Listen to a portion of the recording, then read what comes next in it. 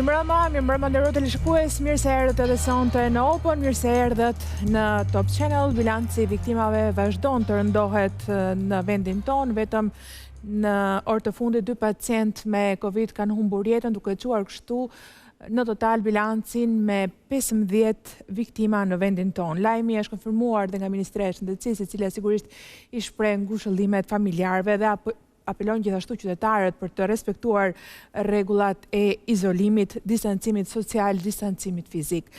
Në rritje ka ardhur edhe numri i të infektuarve në vend. Ju po shikoni edhe tabelën ku gjatë 24 orëve të fundit janë shënuar 20 raste të reja, duke çuar në total numrin e të infektuarve të testuar në Shqipëri në 243. Flasim edhe për shifrat në botë. Numri të prekurve nga Covid-19 ka shkuar në 841.285 njerëz deri në momentet që flasim. Të dhënat më të fundit tregojnë se fatkeqësisht 41.402 persona kanë humbur jetën. Personat e shëruar në gjithë botën janë 176.097 persona. Këto janë shifrat në vend dhe në botë, të updateuara deri në sekondat e fundit. Kjo është ajo që ka ndodhur. Ne do të flasim sot për 3 orë me radhë sërish për çdo shqetësim që ju keni në lidhje me pandemin. Do kemi mjekun Pëllumb Pipero në studio, lidhje pafund të drejtë për drejta me mjek në Shqipëri dhe në botë, me ekspert, me mjek të dedikuar, mjek specialist që do të flasin me diabetolog, kardiolog, onkolog, që do të japin këshillat për gjithë kategoritë e personave që prek më shumë ky virus. Qëndroni me ne, pra këto 3 orë do të jenë mjaft intensive, ashtu si çdo natë. Le ta fillojmë me një përmbledhje të përgatitur nga stafi, gjithsesi mbi fakte, shifra, ngjarje të ditës së sotme.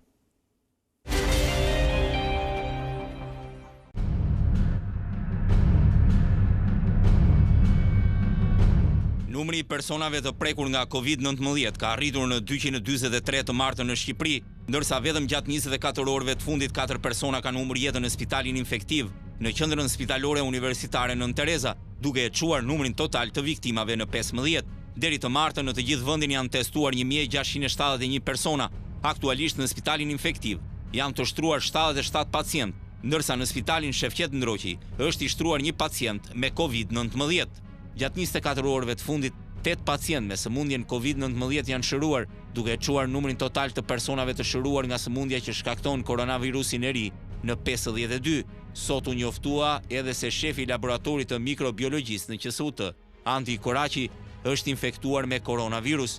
Ai është pjesë e task force-s kundër koronavirusit pranë Ministrisë së Shëndetësisë, ku edhe 2 drejtues të tjerë të institucioneve shëndetësore janë prekur, drejtori i urgjencës kombëtare Skënder Brataj dhe drejtoresha e përgjithshme e shërbimeve të kujdesit shëndetësor, Mirela Cami. Ndërsa ministri në detyrë i punëve të jashtme, Gent Cakaj, është vetë karantinuar në banesën e tij pas udhëtimit që zhvilloi në Itali. Burime për Top Channel bëjnë me dije se ai nuk ka shfaqur asnjë shenjë të koronavirusit, por ka respektuar rregullat e vetë karantinimit pas vizitës që zhvilloi para pak ditësh, ku shoqëroi 30 mjekët që shkuan në Itali. Ndërkohë policia njofton se janë evidentuar 18 drejtues mjetesh që kanë shkelur urdhrin e ndalim qarkullimit, të cilët janë dëshkuar me heqjen e lejes së drejtimit dhe bllokim mjeti.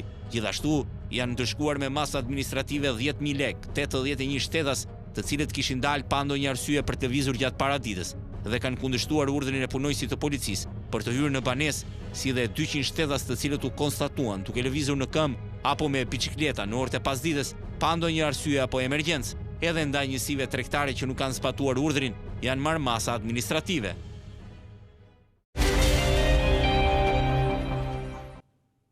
Për një informacion akoma më të updateuar, pranë infektivit është gazetarja Anila Hoxha. Mirëmbrëma, Anila.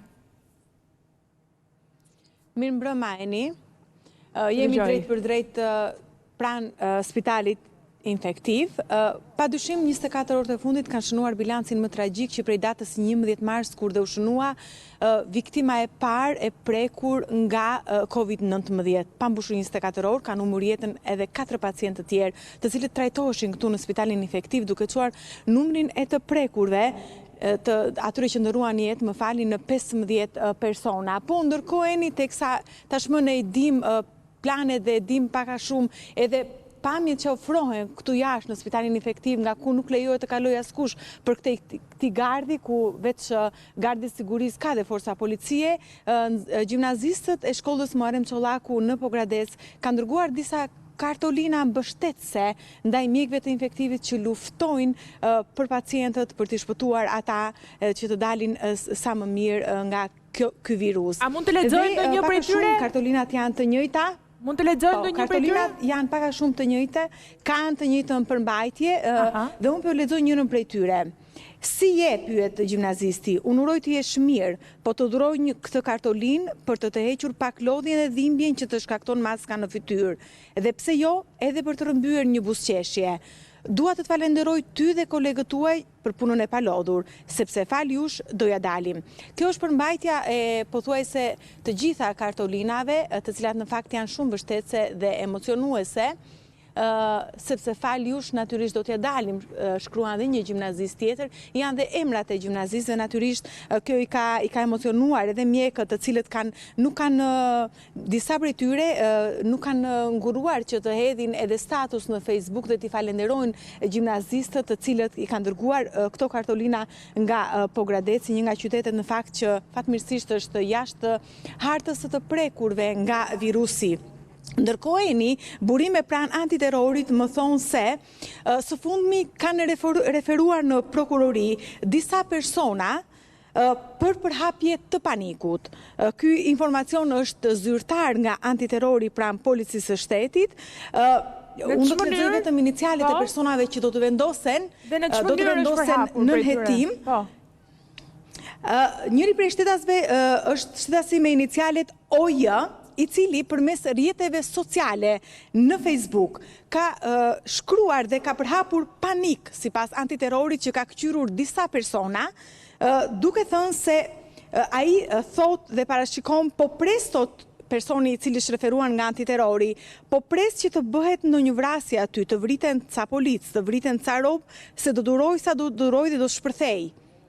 Qëllimi kryesor i këtyre është që të shkatrojnë tregjet, sidomos në Europë, do të sjellin një fukarallëk aq të madh e t'i vjedhin pronat për një copë bukë. Ky person ka vazhduar diskutimin duke hedhur madje e duke aluduar duke hequr paralele për ngjarje sipas këtij personi që ka përhapur panik në rrjetin social Facebook. Ai shkruan se nga uria sipas tij qytetarët do të hidhen në protesta e madje një qytetar tjetër, edhe ai në hetim dhe i vendosur ne kemi dhe dokumentin e dërguar, referuar nga antiterrori, sipas këtij shtetasi, COVID-19 nuk është një virus, por është një armë biologjike. Të gjitha këto të dhëna, thot antiterrori, në dosjen voluminoze që është përcjell me urgjencë prokurorisë, kanë qëllim që të përhapin panik te qytetarët dhe madje edhe t'i trembin ata. Dhe për këtë shkak është një listë e gjatë personash në total 10 shtetas, të cilët kanë diskutuar dhe kanë hedhur qëllimisht statuse, madje kanë hedhur dhe video në YouTube ku përhapin panik, thot drejtoria e antiterrorit, që mbasi ka kqyrur llogarit në rrjetet sociale të këtyre personave dhe ka sekuestruar dhe materialin e nevojshëm për hetime të mëtejshme, ka depozituar gjatë orëve të masdites pranë prokurorisë dosjen ku kërkon marrjen në hetim të këtyre shtetasve për përhapje paniku përmes rrjeteve sociale në këtë situatë të pazakontë sikurse është pandemia COVID-19. Po Eni. Pra, kujdese me një status të pakujdesshëm në rastin më të mirë, nuk po them të qëllimshëm se pastaj janë hetimet që do ta tregojnë ato, mund të përfundoni në hetim nga antiterrori, prandaj kujdes të gjithë qytetarëve, apo jo? Natyrisht, sikurse thot antiterrori, në fakt këto materiale sapo më kanë mbërritur në telefon, sikurse thot antiterrori, këto mesazhe në fakt janë të qëllimshme për të trembur qytetarët dhe mëtej thuhet, këta persona dyshohen për veprën penale të përhapjes së informatave të rreme që ngjallin panik. Vepër penale e parashikuar nga neni 267 dhe 25 i kodit penal. Jepet, siç duket, antiterrori ka kqyrur goxha gjatë këta shteta, sepse jepet gjithashtu në dosje edhe bashkëbizetimi i këtij shtetasi me persona të tjerë, të cilët madje në një moment aludojnë dhe flasin dhe për kohën ku sipas tyre janë komunikime, në fakt më tepër janë komunikime në vazhdon e hetimeve të gjata më tepër se një javë, thot antiterrori. Kemi këshirur të gjitha veprimet e këtyre personave. Janë mbajtur në vëzhgim për një kohë. Janë mbajtur në vëzhgim për qasjen e tyre në rrjetet sociale sa i takon shqetësimit të madh që kemi secili prej nesh për pandemin COVID-19. Dosja ka përfunduar në orët e mbazitjes në prokurorinë e Tiranës dhe pritet që ditën e nesërme natyrisht të regjistrohet për veprën penale për të cilën antiterrori ka referuar materialet në fjalë. Po Eni. Anila, të falenderoj për informacionet. Faleminderit për gjithçka.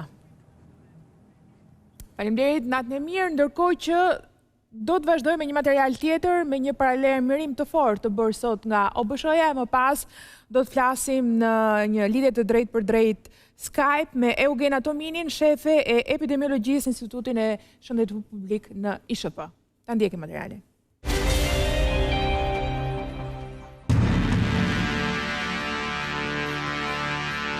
Pandemia e COVID-19 nuk është një luftë e lehtë dhe nuk do të zhduket lehtë. Ky paralajmërim i fortë vjen nga një zyrtar i Organizatës Botërore të Shëndetësisë. Sipas tij, kurba rëndëse e virusit në botë nuk ka gjasa të shkojë drejt fundit shumë shpejt dhe se vendet duhet të fokusohen në ngadalësimin e transmetimit të virusit. Takeshi Kasai, drejtor rajonal për paqësorin perëndimor në Organizatën Botërore të Shëndetit, tha se edhe me të gjitha masat rreziku i transmetimit në rajon, nuk do të largohet për sa kohë që pandemia vazhdon. Koronavirusi i riu shfaq së pari në Kinën qendrore në fund të vitit 2019. Infeksionet tani kanë tejkaluar 800.000 raste në të gjithë botën, me Shtetet e Bashkuara, Italia dhe Spanja që tejkalojnë territorin e Kinës në raste të konfirmuara. Më lejoni të jemi qartë, epidemia është shumë larg fundit në Azi dhe paqësor. Kjo do të jetë një betejë afatgjatë dhe ne nuk mund ta ulim gatishmërinë, tha Kasai në një konferencë në media virtuale. Vendet me burime të kufizuara janë një përparësi, siç janë vendet e ishullit paqësorit, tha ai. Pasi ata duhet të dërgojnë mostra në vende të tjera për diagnoza dhe kufizimet e transportit, po e bëjnë këtë më të vështirë. Kasai paralajmëroi se për vendet që po shohin një zvoglim të rasteve, nuk duhet ta ulin vigjilencën ose virusi mund të kthehet përsëri. Mirëmbrëma zonja Tomini, siç thash jemi në lidhje drejt për drejt Skype me shefen e epidemiologjisë në ISHP. Mirëmbrëma edhe një herë. Kemi probleme me audion, regjia, kemi probleme me audion, ndoshta duhet afrohet pak edhe një herë, mirëmbrëma. Mirëmbrëma Eni? Po, jemi okay tani. Okej. Zonja Tomini, këtë konferencë përshtyp dhe këto thirrje të OBSH-s, çfarë i konsideroni? Absolutisht që janë mëse të drejta, sepse nuk është se jemi përballur për herë të parë me një epidemi, pavarësisht që virusi ka specifikat dhe agresivitetin e tij. Edhe gjatë pandemisë së H1N1-shit u deshën më shumë se sa 8 muaj, të cilat ishin vërtet të vështira dhe të fuqishme jo vetëm për Europën, pavarësisht që kishte një numër të caktuar rastesh, por për mbar botën. Aktualisht kjo pandemi është shumë herë më e fuqishme se H1N1-shit dhe sigurisht që nëse do të kemi një pjesë të sezonit të vitit që pretendojmë gjatë sezonit të verës që të kemi një intensitet të dobët të shfaqjes së rasteve në Europë dhe në mbar botën, sigurisht që prezenca e Covidit do jetë sërish në vjesht, me fillimin edhe të infeksioneve të tjera sërish respiratore dhe prezenca e tij do jetë akoma edhe në vendin tonë pa dhe në mbar botën. Atëherë, pyetja kryesore që besoj e keni ndeshur, por ne ndeshim për ditë, sidomos në kanalet tona të komunikimit me publikun, është deri kur do të qëndrojmë në karantinë. A keni ju një parashikim shkencor, profesional, një projekcion si Departamenti Epidemiologjisë se sa do të vazhdojë kjo karantinë për qytetarët shqiptarë?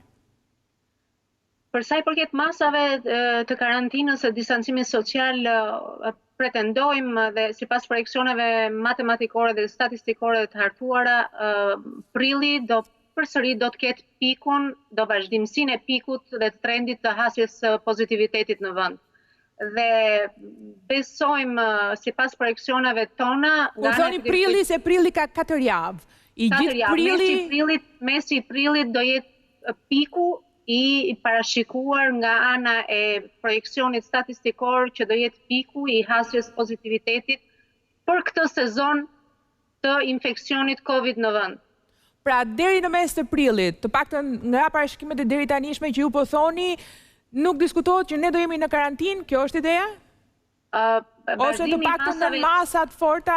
Vazhdimi masave të forta të distancimit social besoj që do jenë përtej 2 javësh të prillit. Çfarë ndodh kur arrihet piku? Në mos gaboj, Italia është ndoshta duke përjetuar këto ditë, po ende ekspertët nuk shprehen qartë. Çfarë ndodh kur arrihet piku? Në momentin që piku i rasteve pozitive arrin në majën, kulmin, sigurisht që gjithë sistemi shëndetësor është maksimalisht kundrejt të Covidit, është në gatishmëri, domethënë është totalisht për Covidin.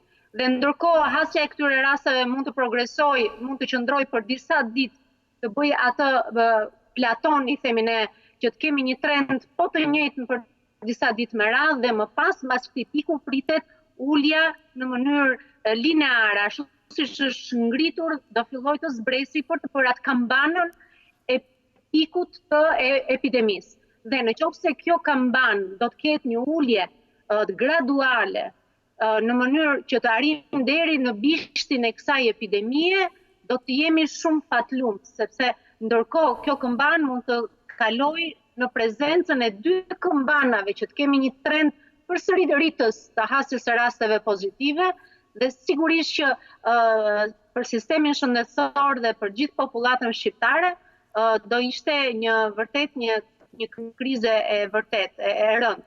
Por sipas projeksioneve që në shëndetësi nuk ka 1 dhe 1 bëjnë 2, po sipas projeksioneve të parashikuara, tendence do jetë një këmban normale e një epidemie me një virus vërtet të panjohur definitivisht, por që shpresojmë që të ndjekim këtë lloj progresioni statistikor parashikuar aktualisht. E kuptoj. Doktore Eshk, kam një pyetje.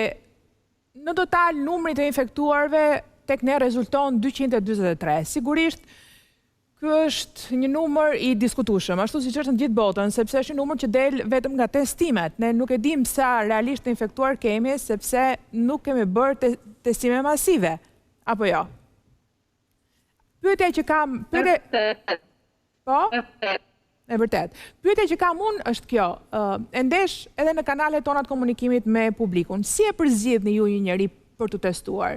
Kam shumë mesazhe në këto kanale komunikimi për cilat flas, ku qytetarë thonë, ju lutem na ndihmoni, jemi në gjendje të keqe, babai im nuk ka frymarrje, është me shumë temperaturë, 127 na thot, kur të rritet akoma më tej temperatura na merrni, por situata nuk është mirë. Pra, sa keq duhet jetë një njeri që 127 të shkojë të bëj tamponin? Si përzgjidhet dua të di?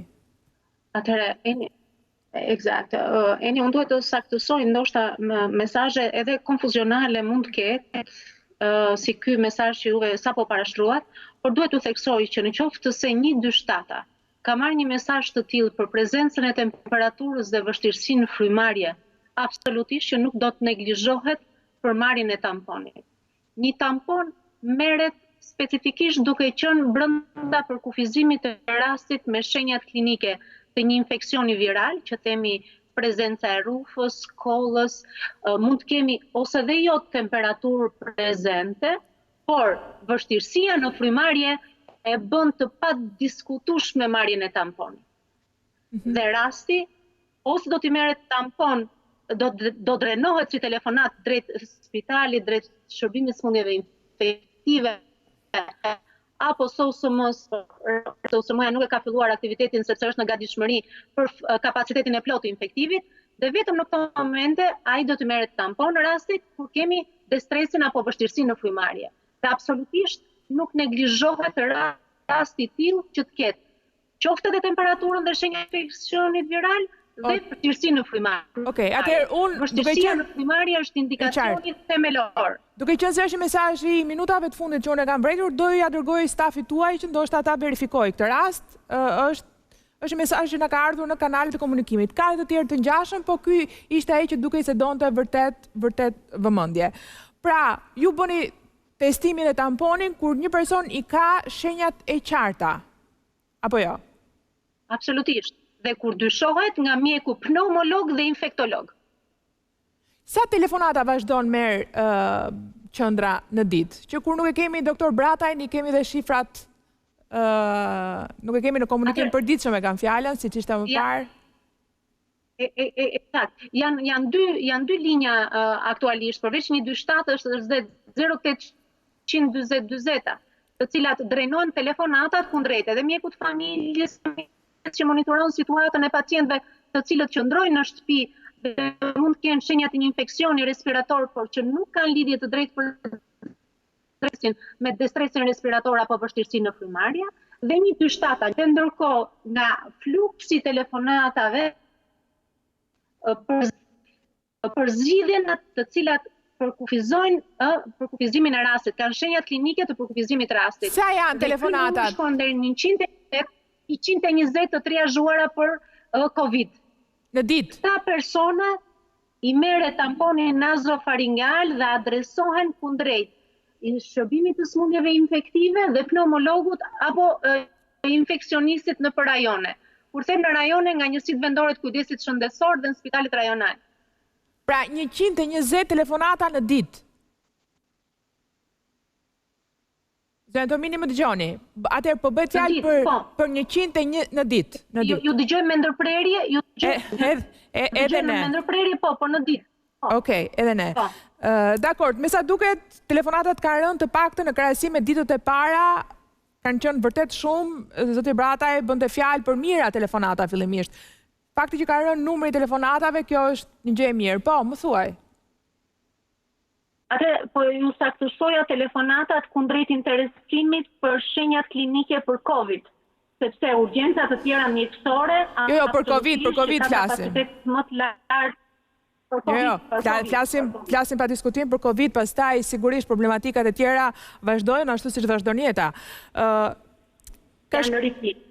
Ka shkuar në 15 numri i viktimave. Në çfarë gjendje ishin këta persona? Ishin në gjendje shumë të rëndë? U përkeqësuan siç shpesh mjekët shpjegojnë në pak kohë? Mund ta thoni diçka në lidhje me problematikat? Po.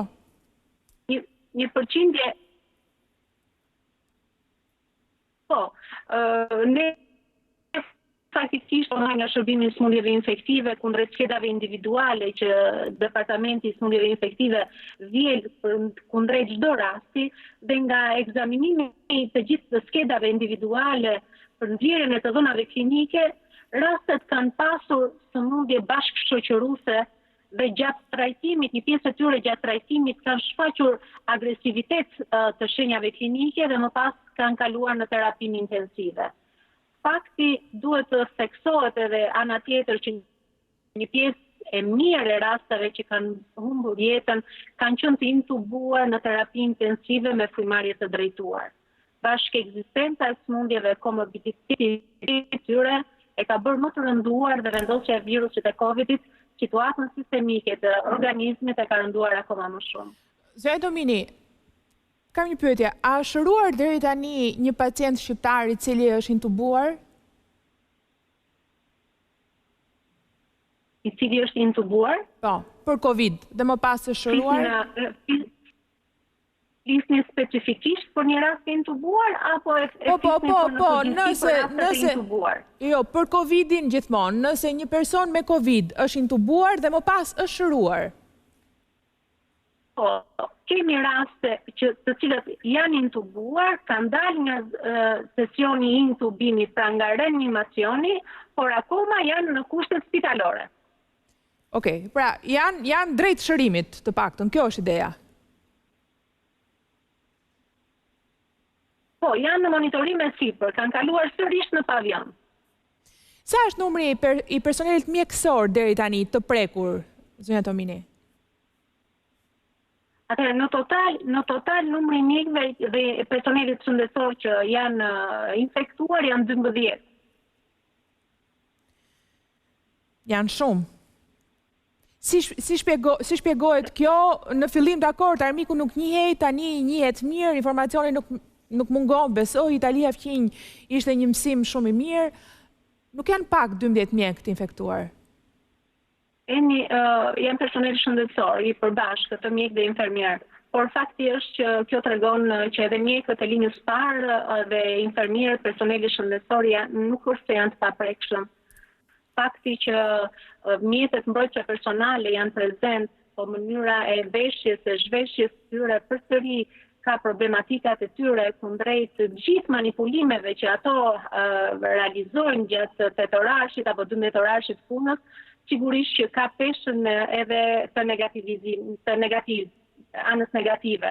Sepse nuk është shembull vetëm në Shqipëri, por në mbar botën, prezenca apo kontaminimi me infeksionet spitalore sigurisht që ka peshën e vet në edhe prekjen edhe të linjës parë të personelit shëndetësor. Faleminderit për shpjegimet. Zonja Tomini, punë të mbar. Faleminderit ju eni. Faleminderit që ndrojmë kontakt, kemi gjithmonë nevojë për informacionet tuaja. Ne do të kalojmë në një hapësirë publicitare dhe do mirëpresim në studio më pas mjekun Pëllumb Pipero, do të zhvillojmë një intervistë dhe më pas ai do të përgjigjet pyetjeve që ju na keni dërguar në rrjetet sociale. Publicitet.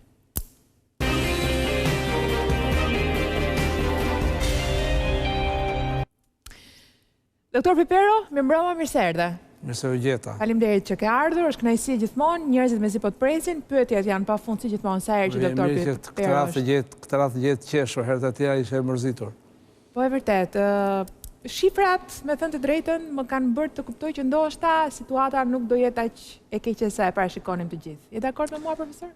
Unë besoj që shifrat dhe numrat natyrisht neve do donim të mos kishin asnjë numër, do donim të ishin zeruar shifrat. Po parashikimet ishin më të errta se në ecurinë e kësaj epidemie apo të pandemisë, duke parë shifrat në vendet e tjera, besoj që jemi në një rrugë të zbutur të epidemisë në vendin tonë. Pra, për mua shifrat janë optimiste. Kjo më bën të qeshur realisht, edhe shpresoj të vazhdoj kështu dhe të jetë kjo idea, por ndoshta do rikthehem ashtu siç isha. Jo, të garantoj që s'ke përtu të siç isha. Si është situata në infektiv? Në infektiv, ne bashkë folëm dje, juve keni parë një video të profesoresh Najda Çomos. Infektivi brenda ka probleme, ka problematik, ka dinamik, do thosha, shumë të madhe të gjerave. Pra kemi të smur që po bën gati për dal nga spitali, kjo është një gjë jashtëzakonisht e mirë, numri tyre po shtohet dita ditës, kemi të smur mesatarisht të rënd, kemi të smur rënd, kemi të smur shumë rënd. Pra aty ka dinamik. Dhe duhet ta keni parasysh një gjë që brenda efektivit ne nuk e njohim dot njëri tjetrin.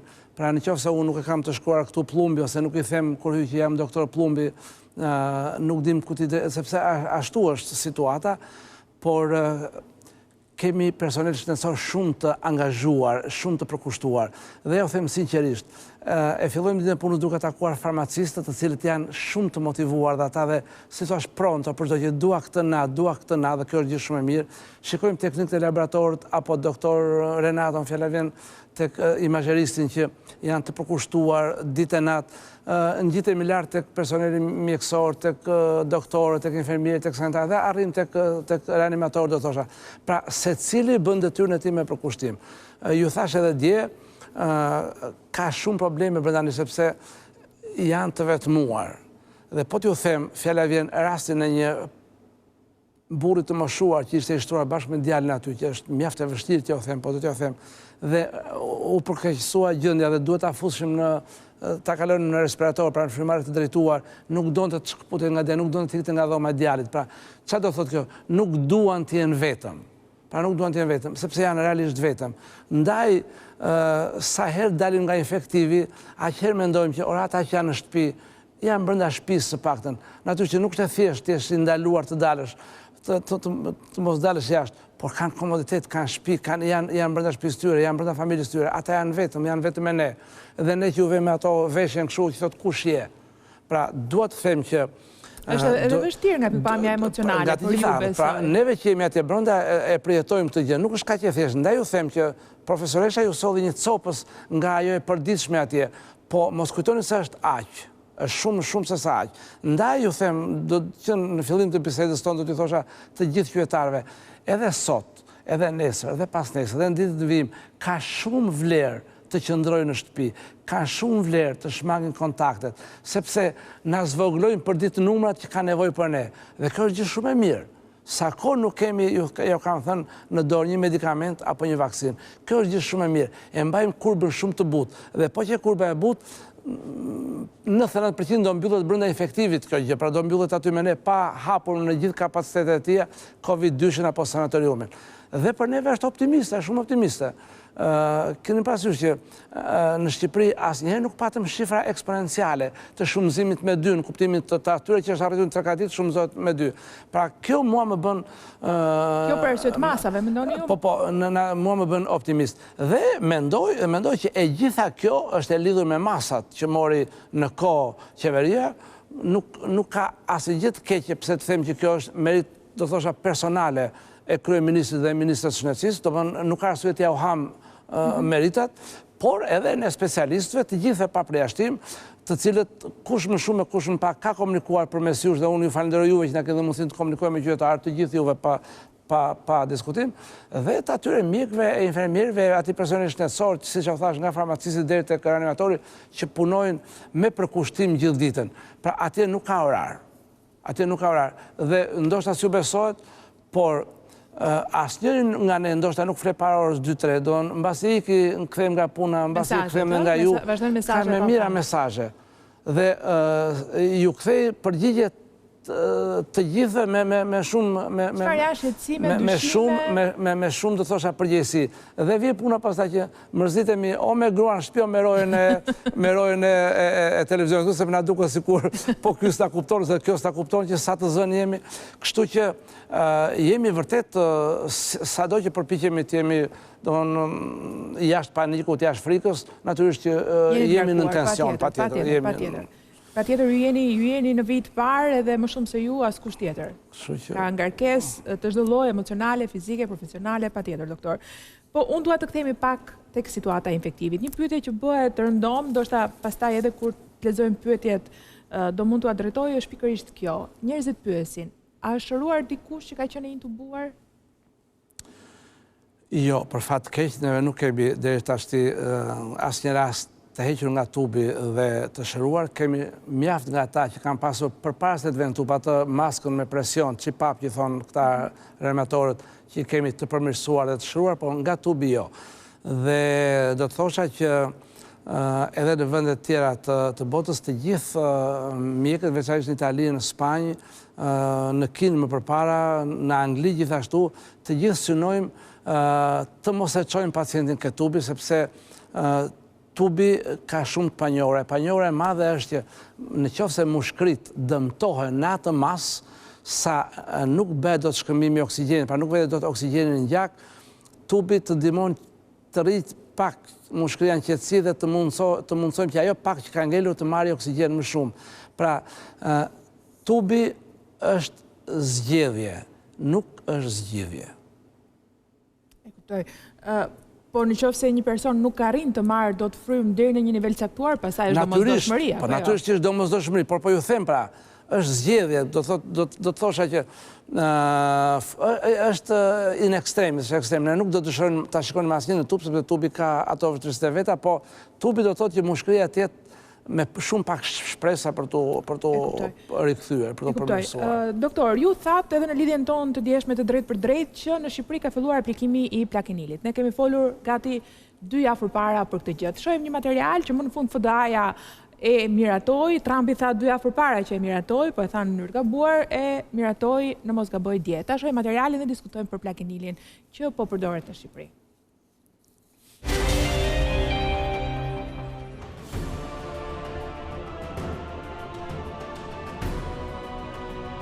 FDA në Amerikë mori një vendim shumë të rëndësishëm, duke i dhënë lejen përdorimit të klorokinës, e cila do të shpërndahet në të gjitha spitalet e vendit. Miliona doza të ilaçit që është përdorur kundër malarjes do të përdoren për të ngadalësuar sëmundjen tek pacientët e smurënd. Aprovimi ka ardhur në kushtet e emergjencës dhe plani i administratës Trump është të furnizojë spitalet sa më shpejt duke marrë edhe riskun përsipër për të ngadalësuar progresionin e sëmundjes, e cila në Amerikë po shkakton mijëra të smur. Disa ekspertë amerikanë kanë thënë se njihen edhe efektet anësore që shkakton ky ilaç dhe atom dhe mund të bëhen të zakonshme në përdorim të gjerë. Ata thonë se pacientët me probleme në zemër ose që përdorin antidepresiv që bëjnë efekt në ritmin e zemrës janë në rrezik fatal nga përdorimi i klorokinës. Ekspertët thonë se në fillim duhet bërë skaner përpara se të jepet përdorimi i ilaçit për të evituar vdekjet. Disa ekspertë të tjerë thonë se përdorimi në masë i këtij ilaçi mund zhvillojë një formë të humbjes së shikimit, të quajtur retinopati, por përdorimi i klorokinës do të jetë vetëm për disa ditë edhe jo në kohë të gjatë. Autorizimi FDA nuk përfshin përdorimin afatgjithësi të barnave, edhe pse mjekët e kanë përdorur edhe më parë këtë ilaç. Në njoftimin që ata bën përshtyp, deklaruan se ja vlente që të provonim një herë këtë ilaç, edhe pse eksperienca e disa vendeve të tjera ishte pozitive, por doktorët duhet të raportojnë për efektet anësore që do të hasin. Eksperimentet me këtë ilaç kanë funksionuar në Francë, në Korenë e Jugut dhe disa vende të tjera. FDA gjithashtu ka dhënë miratimin e kryerjes së testit të shpejtë, i cili do të fillojë në Amerikë në 1 prill. Ky test nxjerr përgjigjen nga 5 në 13 minuta.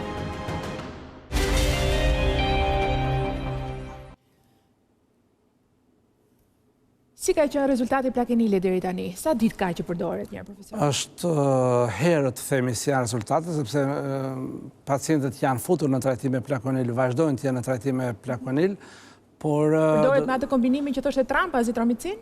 Po, dakord, unë do të dëshiroja që natyrisht që presidenti i Shtetit Bashkuar të Amerikës e ka përmendur, por dua të rikonfirmoj që aprovimi i plakonilit nga FDA-ja është bërë në kushtet e emergjencës dhe po ta shikoni me vëmendje materialin, i referohet skemës së përdorur kryesisht për malarian, për trajtimin e malarias, e ndërkohë do të thosha që faktet e ardhur nga vende të tjera ku është përdorur, pra janë kokëforte, janë pozitive dhe kokëforte. Ndërkohë është lënë në përgjegjësinë e çdo vendi, çdo sistemi, çdo vendimarrja për trajtimin apo përfutjen në trajtime plakonil të pacientëve të infektuar nga COVID-19, duke bërë shumë kujdes me efektet e shumta anësore që ka ky medikament. Pra, është i futur në skemë në kushtet e emergjencës, po ende nuk është një medikament anti-COVID-19. Pra nuk është medikamenti do të thosha i zgjedhur, por rezultatet kanë qenë optimiste kudo ku është përdorur. Dhe tek neve, nga fillimi i përdorimit të tij, duken mjaft optimiste fillimi i duket mjaft optimist përdorimi i tij edhe tek ne. Gjithsesi është herët për të bërë analizat plota. Pyetje tjetër, në të njëjtën ditë kur ne folëm për plakenilin dhe azitromicinën, gjithçka thoshte Trump, në atë kohë folëm edhe për një ide tjetër që vinte nga Japonia, Avikani. Cili është informacioni? Vazhdon akoma të jetë një ide apo ishte thjesht një spekulim? Në dijenin time edhe ky medikament është përdorur, por aq sa di unë të paktën për të, është medikament që është përdorur dhe përdoret për ahjen e njëshin, pra është antiviral, që ka dhënë dhe ai efekte shumë të mira kur atje ku është përdorur për trajtimin e COVID-19-s. Po e merr parasysh Shqipëria apo ne do të qëndrojmë tek plakenili për momentin? Në dijenin time është porositur një sasi Avigani që pritet të vijë, domethënë dhe do të shikojmë pastaj në rast se të vjen apo mbasi të vijë, do të shikojmë varet nga indikacionet, pas secili medikament ka indikacione të tjera. Jo në të gjitha rastet përdoret i njëjti medikament. Ndërkohë që skema është e njëjtë, pra kemi antiviral, antiinflamator, oksigjenoterapi, antikoagulant dhe kështu me radhë, antibiotik, kortizonit, në varësi të dinamikës së sëmundjes tek secili pacient. E kuptoj. Një pyetje, a është e vërtet që është testuar personeli shëndetësor i infektivit? Po, është shtuar në mos gaboj... Testuar, a është testuar, a është bërë tamponi? Mendova se më pyeta, a është shtuar? Jo, a është testuar.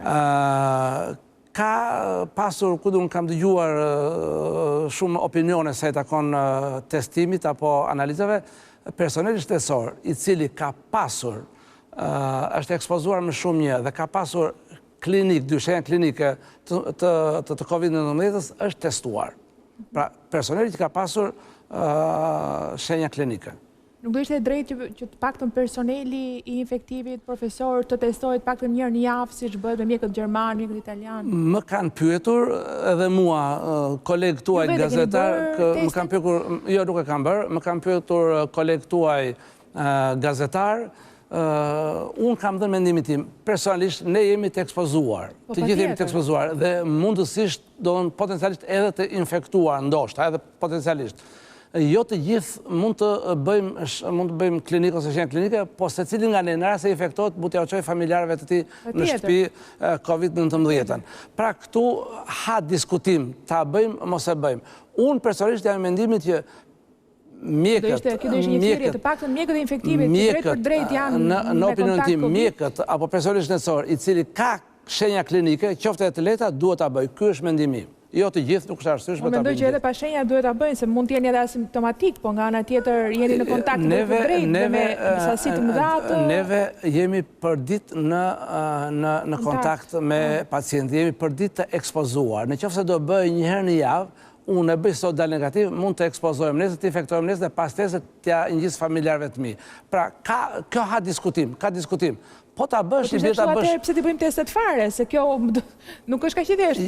Në momentin që ju dini të paktën, evitoni të vazhdoni dhe të vazhdoni të infektoni. Flas në raport me përfitimin, pra çfarë përfitojmë në rast se e bëjmë. Ndaj unë japim mendimin. Nëse ka shenja klinike, qofshin këto dhe të leta, pra i temperaturë 37, 38, fjalë e vendit ndoshta edhe pa koll, po duhet bërë. Ky është mendimi im. Qartë. Është vërtet, më vjen një informacion, është e vërtet që ka drejtues të spitalit që kanë dalë pozitiv dhe janë të shtruar të infektivit? Drejtues të spitalit? Po. Nga drejtuesit... Nga drejtuesit e spitalit infektiv ose mjetë të spitalit infektiv? Drejtues të spitalit infektiv të shtruar nuk ka. Dhe drejtues të spitalit infektiv është profesor Eugena, për shkak nuk ka. Në spital tek neve është i shtruar profesor Luli, Dhimbit të Kraja, që është i shtruar tek neve, ka dalë pozitiv, është i shtruar tek neve, ka qenë shefi shërbimit infektivit, është profesori jonë. Profesor Dimitri është profesori që u rikthye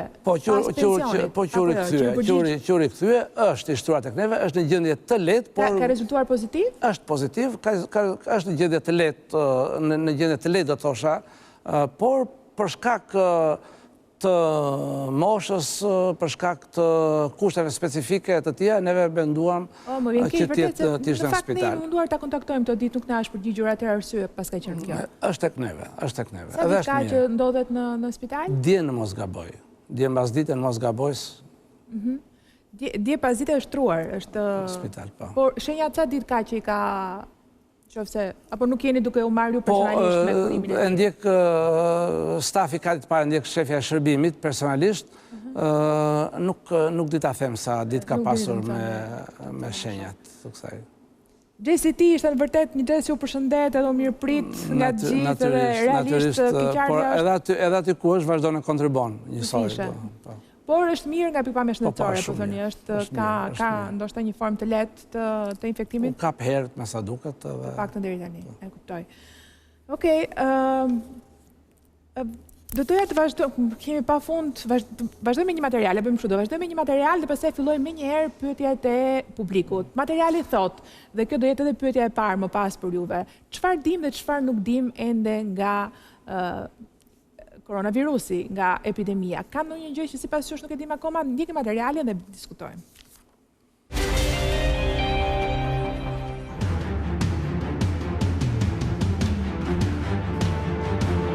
Ka muaj që shkenca po merret duke studiuar koronavirusin, por ka ende shumë pyetje të cilat mbesin pa përgjigje të sigurta.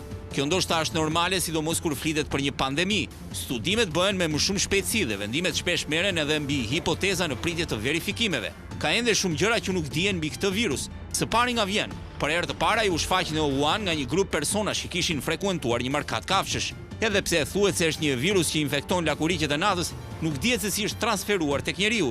Së dyti kur hyri në Europë, sipas studimeve thuhet se për herë të parë ka hyrë në Gjermani në 24 janar. Së treti a do të pësojë një mutacion, pra a do të transformohet. Thuhet se viruset ndryshojnë gjithmonë, por në shumicën e rasteve kodi i tyre gjenetik nuk ndryshon. Shkencëtarët thonë në shumë raste viruset përhapin dhe humbasin forcën e tyre vdekjeprurse, siç ndodhi me SARS, por kjo gjë nuk është e garantuar me koronavirusin. E vërteta është se nëse virusi transformohet, sistemi imunitar nuk e njeh më, dhe kjo bën që një vaksinë specifike të mos funksionojë. Për momentin, koronavirus nuk po transformohet, por historia e tij me njerëzit është ende shumë e re. Së katërti pasi e ke kaluar me njerë, a mund ta marrësh përsëri? Kjo është përgjigje shumë e vështirë sepse nuk dim sjelljen e këtij virusi. Në rastet që janë shfaqur gjatë kësaj kohe, Ka patur persona që e kanë patur 2 herë COVID-19, por shkencëtarët mendojnë se këta persona nuk e kanë eliminuar plotësisht virusin herën e parë, dhe për më tepër është përsëritje se sa një herë e dytë. Së pestja do të vazhdojë gjatë verës. Gripi i zakonshëm apo ftojet në përgjithësi ndodhi në dimër dhe jo në muajt e verës, por nuk dihet akoma nëse klima më e ngrohtë do ta ndalojë përhapjen. Ka disa studime që thonë se COVID-19 preferon më shumë klimat e freskëta dhe të thata, ndryshe nga ato të ngrohta dhe me lagështi, dhe ky mund të jetë një favor për Shqipërinë. Së gjashti, sa persona janë infektuar. Kjo është një nga pyetjet më të rëndësishme.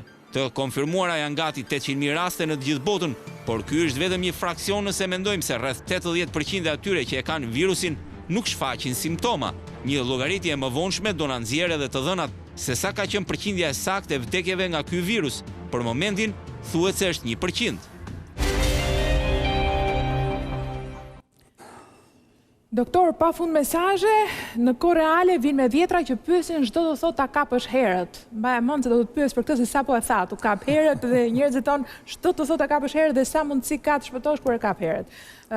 Çfarë ende nuk dim sipas jush për epideminë? Neve nuk dim ende shumë gjëra rreth koronavirusit. Pra, ende nuk kemi të sigurt për burimin e infeksionit, ende ka shumë pikë pyetje si kaloi nga rezervuari natyror që supozohet që është një kafshë egër në kin tek njeriu, si ka mundësi që fitoj kaq shpejt aftësi transmetuese nga njeriu tek njeriu, sepse duhet një kohë relativisht e gjatë. Nuk njohim shumë gjëra nga mekanizmat patogenetik, pra çfarë ndodh në organizmin e njeriu, njohim më shumë pasojat se si ndodh kjo gjëja. Nuk dim ende se sa imunitet do lërë pra tek organizmi njeriu, sepse duhet pak të kalojnë 3 deri në 6 muaj nga rënia në kontakt me të për të parë sa imunitet do krijojë dhe sa i qëndrueshëm do jetë imuniteti, ndërkohë që po lexoja dje që ky virus ka një strukturë gjenetike të qëndrueshme. Çka do të thotë kur thotë strukturë gjenetike e qëndrueshme, do të thotë që ka pak gjasa të pësojnë ndryshime, siç pësojnë viruset e gripit stinor, pra ka pak gjasa të ndryshojë shpejt dhe kësaj një vaksinë ndaj tij jo vetëm që do jetë e mundshme, po do jetë edhe efektive për kohë të gjatë, mendoj unë. Pra këto janë gjëra, do të thosha gjëra pozitive. Dim që është përgjigjur pozitivisht ndaj shumë medikamenteve, edhe pse nuk kemi ende një medikament anti-COVID-19. Dim gjithashtu që ka një peshë molekulare të madhe dhe si i tillë shpërndahet përmes spraklave, por ka edhe të dhëna që mund të qëndrojnë në mjedise të mbyllura dhe në ajër në formë aerozoli për disa minuta deri në disa orë. Dim që ka një strukturë yndyrore e cila shpërbehet shpejt nga uji dhe sapuni apo nga dezinfektantët siç alkooli, dhe kjo ndihmon shumë në shkatërimin e shpejtë të tija përmes ujit dhe sapunit. Pra këto janë pak a shumë gjërat që dim dhe ato që nuk dim ende rreth këtij virusi. Nuk dim shumë, do na duhet të presim. Sa më shumë të dim, aq më afër vaksinës do jemi, dhe kjo është shpresa e gjithë botës. Okej, fillojmë me pyetje doktor, janë pafund. Do ju pyes më pas, kemi një material edhe për disa teste që po provohen në Gjermani, po e lë për në fund. Atëherë, fillojmë me pyetjet e qytetarëve. Përshëndetje doktor, uroj të jeni mirë, kisha një pyetje. Karantina shërben për të mbrojtur dhe jo imunizuar nga virusi. A duhet të trembemi momentit kur të rifillojë jeta pas karantinës, mos ndoshta do të ketë një kulmim të përhapjes së virusit? Nuk ka arsye të trembemi çfarë do ndodhi post karantinës. Natyrisht karantina na ndihmon shumë të zbusim kurbën e epidemisë dhe pasojat e epidemisë të bëjmë të përballueshme nga kapacitetet shëndetësore, kudo në botë e njëjta gjë është synuar, por natyrisht me ngritjen e temperaturave shpresojmë shumë dhe kështu do ndodhi që aktiviteti i virusit do ulet shumë, pra transmetueshmëria do ulet shumë, e kësaj mundësia për të infektuar nuk është më si përpara.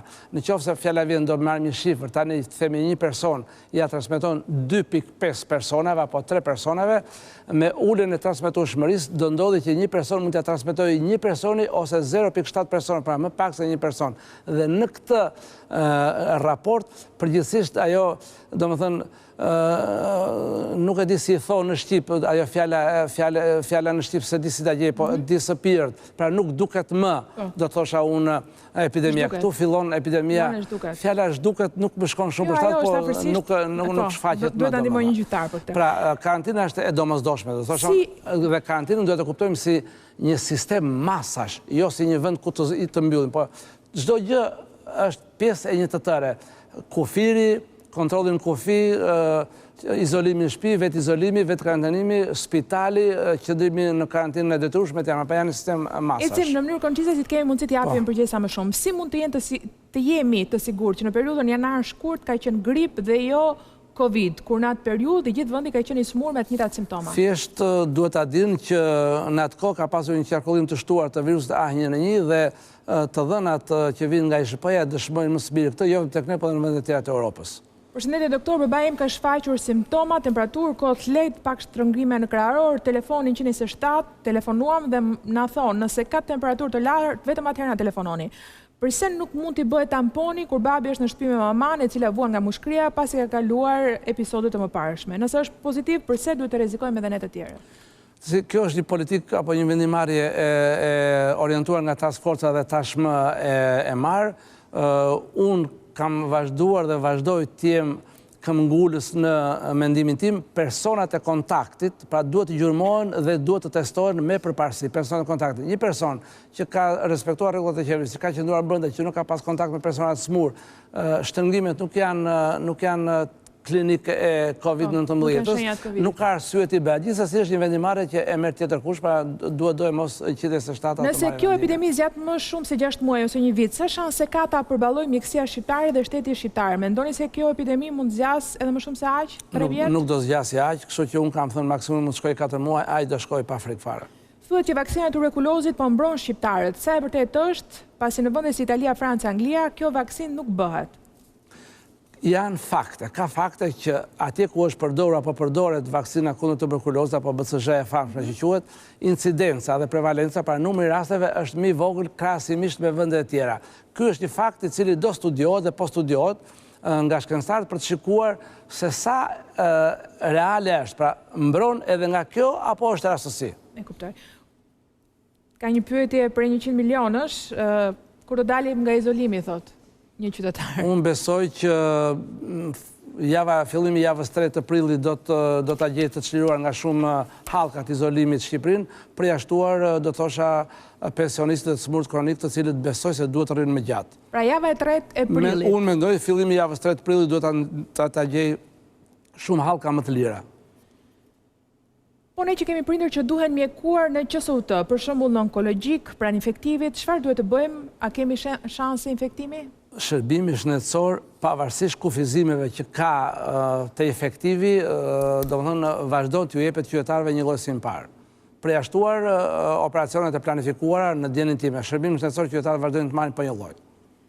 A janë të rrezikuar personat me apnea? Kam një person që pyet pambarimisht për këtë gjë?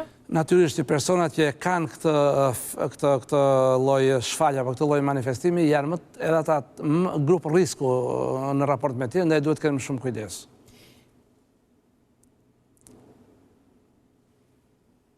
Okej, është një mesazh shumë i gjatë të cilin më duhet ta filtroj. Do ta bëjmë kështu.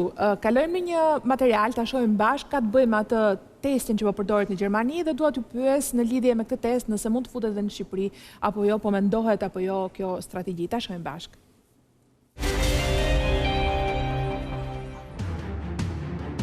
Gjermania do të aplikojë në ditën në vijim një lloj testi të veçantë në popullat i cili përcakton nëse e ka kaluar apo jo koronavirusin, duke parë se shifrat thonë se deri 80% e njerëzve mund ta kalojnë virusin.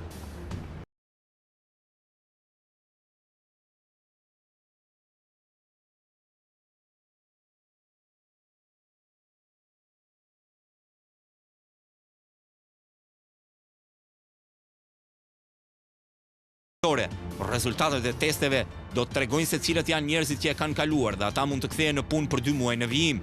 Kjo do t'i lejonte Gjermanisë të jepte një lëvizje ekonomisë. Gjermanët duket se do të jenë të parët që do të bëjnë këtë test në masë për të shkuar deri në miliona njerëz deri në fund të muajit. Gjermania do t'i pajisë edhe me një certifikat ata që rezultojnë se e kanë kaluar koronavirusin, që jep mundësi atyre të dalin për të shkuar në punë. Të gjitha të dhënat nga këto teste do të përdoren nga ekspertët, të cilët më pas mund t'i japin mendime qeverisë kur të rihap shkollat dhe aktivitetet e tjera. Gjermania gjithashtu është vendi që po bën më shumë testime për koronavirus në Europë, duke ndjekur modelin e Koresë së Jugut. Atëherë, një test që të tregon që e ke kaluar koronavirusin, pra që e ke patur dhe ke dalë. Besoj duhet të jetë një arritje shumë e madhe e shkencës mjekësore. Neve deri tani për të provuar nëse e ke kaluar ose jo një sëmundje e cila lë antitrupa apo lë imunitet në organizëm apo edhe nuk lë, por që krijon antitrupa specifik ndaj saj, përdorim metoda serologjike me anë të PCR-it për të parë një fragment të këtyre imunoglobulinave ose asaj që quajmë IgG, e cila përgjithsisht do bëhet pozitive mbas 3 muaj nga kalimi i sëmundjes. Në rast se është zbuluar një test i tillë, do ishte një gjë shumë e mirë për të shikuar në radhë parë krijimin e antitrupave apo formimin e imunitetit dhe sa i qëndrueshëm është ai në dinamikë. Po, teksti thoshte kur kalon, ke një imunitet të ruajtur nga sëmundja të paktën 2 apo 3 muaj dhe mund të dalësh në punë. Kjo është një arsye kryesore pra që të rikthehen njerëzit në punë. Që të krijon antitrupa duhet domos të kalojë së paku 3 muaj. Pra, kjo metodë natyrisht që vlen, por në rast se nuk ka kaluar 3 muaj nga rena në kontakt me virusin, nuk ka vlerë sepse nuk janë prodhuar antitrupat. Por si metodë e shpejt, pra nëse unë pres fjala vjen 4 orë apo një ditë të bëhet analiza siç bërë tani, mund të bëhet për disa minuta se kanë bërë. Po bëhet ishte shumë e shpejtë. Pra është gjë e mirë, lehtëson shumë për të shikuar se për të bërë studimet e asaj që do quajmë më pas për të shikuar nivelin e imunitetit në popullat. Dhe meqense unë ka filluar me të qeshur, duaj që ta dramatizojmë në fund. Po. Të tregoj një material.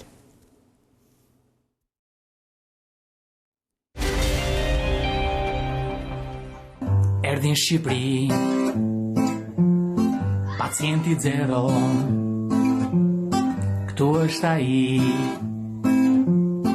është Pëllumb Pipero.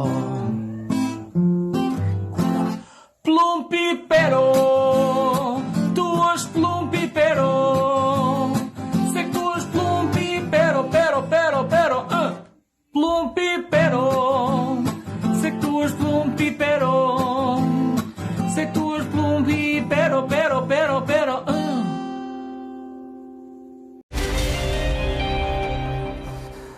Natyrisht në qoftë se E ke dëgjuar? Unë nuk di nëse Ermali ka bërë në një këngë tjetër. Ermal mi mbroma. Wow. Mi mbroma. Do ta bëj prapë këngën? Jo, po që do. Nuk e di, është kënga e parë, por një njeri që bën apo ke bërë dhe ke dedikuar më përpara në një këngë tjetër? Ja, ne kemi, kur këndonim atëherë te apartamenti 2 këndonim çdo javë Fatos Nanos.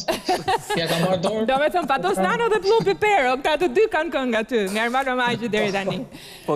Ermal, pse e zgjodhe profesorin si objekt dhe subjekt këngës tënde?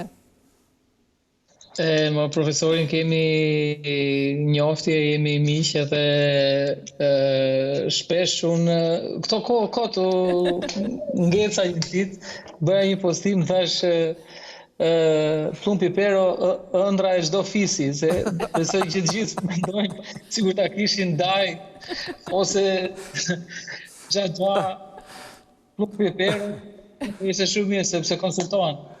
Edhe pasaj aty, se kështu e bëjmë ne komedianët, kapim një gjë dhe e ngullim. Po tash po mendoj të bëj një film. Ja, ta pyesim si është ndjerë, po film do ishte një ide fantastike kur të mbaroj pandemia. Po më shkruan, do kështë bërë një ashtu ëndër çdo fisi, e thash ore, unë të kam bërë drejtor bankën Tropojt, çka kemi që më qaf mua. O, tha dajo, të kam dajo, harrova.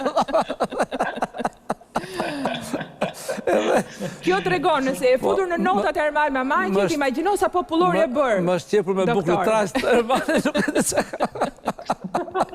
Tani po ju ballafaqoj, keni ndërmendit toni diçka njëri tjetrit? Kush e di sa vjet kam pa takuar me të shkëmbë këtu, u bë sa, jo kam, ndoshta u bë intervistë kam takuar.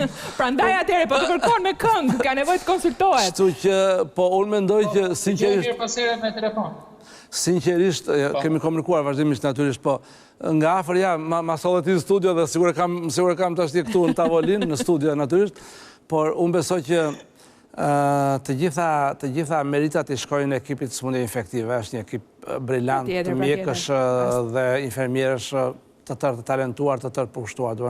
Pa diskutim, po dhe energjia që ju na keni dhënë ne gazetarëve në për studio, ka qenë njëri do t'i përfaqësojë aty ku po. Maksimale. Ermal, si po kalon karantina? Mirë, shumë mirë, ja, tashi se gjysmën kapa se po laja e enët, plus pasaj kam vënë edhe këto për nesër. Çfarë detyra të tjera bën? E kuros. E kuros. Tjetër? Unë kam ngarkim djalin në fakt edhe merrem më shumë me këto detyrat e shkollës. Edhe kuptova që nuk dija të shkruaja këtë shkrimin me gërma dore. E kishim harru. Me atë rast po e rifreskon edhe ti. Ermal, të falenderoj shumë. Të falenderoj dhe të uroj... Shumë falenderit. Unë këngë... Janë atë në frontin e parë të luftës. Këngë nuk di të bëj, as kështu nuk di të bëj nga to postimet. Po më rendor gjylpër do ta bëj.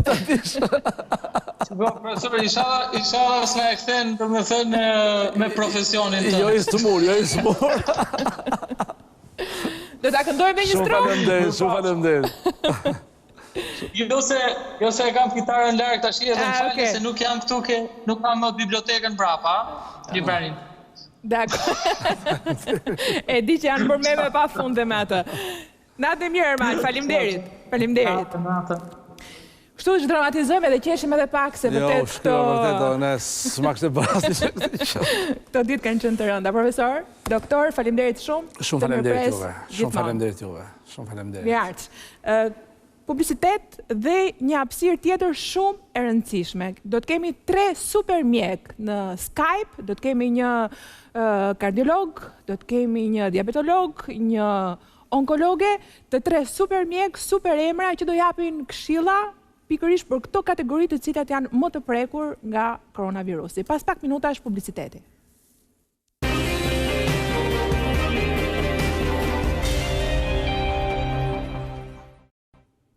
Rikthehemi në studio, përpara se të prezantoj 3 mjekët për të cilët u fola në pjesën e kaluar të emisionit, një insert shumë i shkurtër që tregon 3 kategoritë kryesore që preken më shumë nga koronavirusi. Shumë shkurt.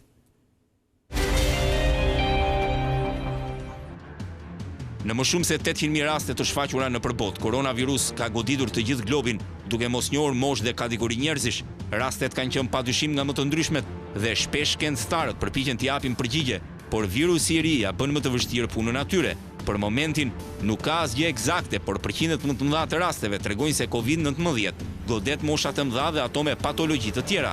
Një tjetër kategori njerëzish e rrezikuar është ajo me sëmundjet e zemrës dhe për këtë arsye shpesh mënyra e kurimit të virusit ka lidhje edhe me sëmundjet e tjera që kanë pacientët. Një nga të sëmurët që hasin probleme me koronavirus janë ata që kanë sëmundje kronike të mushkrive, që është edhe zona direkte që godet virusi.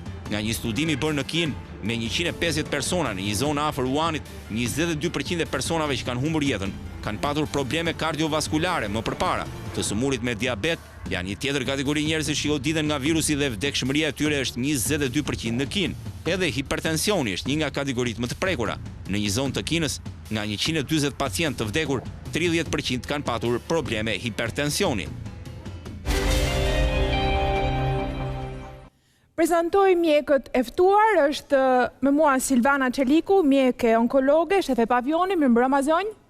Mirëmbrëma Sëndini. Mirëmbrëma doktoresh, faleminderit shumë që pranuat ftesën tonë. Faleminderit juve. Altin Veshti, kardiokirurg në shërbimin e kardiokirurgjisë në QSUT, pedagog në Fakultetin e Mjekësisë, mirëmbrëma. Mirëmbrëma, faleminderit për ftesën e ni. Faleminderit që pranuat. Florian Toti, mjek për sëmundjet e diabetit, mirëmbrëma. Mjek endokrinolog. Po, patjetër. Faleminderit të treve që jeni me mua, faleminderit vërtet. E shpreha edhe pak më parë, kam 3 super mjek, shumë të rëndësishëm në këtë moment, duke qenë se specialitetet tuaja përfaqësojnë ato 3 kategori që janë edhe më të prekura. Do doja ta filloja me zonjën Çeliku. Çfarë mund të themi të gjithë atyre pacientëve që unë i has shumë shpesh edhe në kanalet tona të komunikimit në rrjetet sociale që kanë të tilla problematika, pra që kanë kaluar episode që kanë patur të bëjnë me onkologjinë ose janë aktualisht duke përjetuar ato dhe janë shumë të shqetësuar për infektimin. Së pari, zonja Eni, faleminderit shumë për hapësirën që ju na krijuat për të komunikuar me pacientët tanë.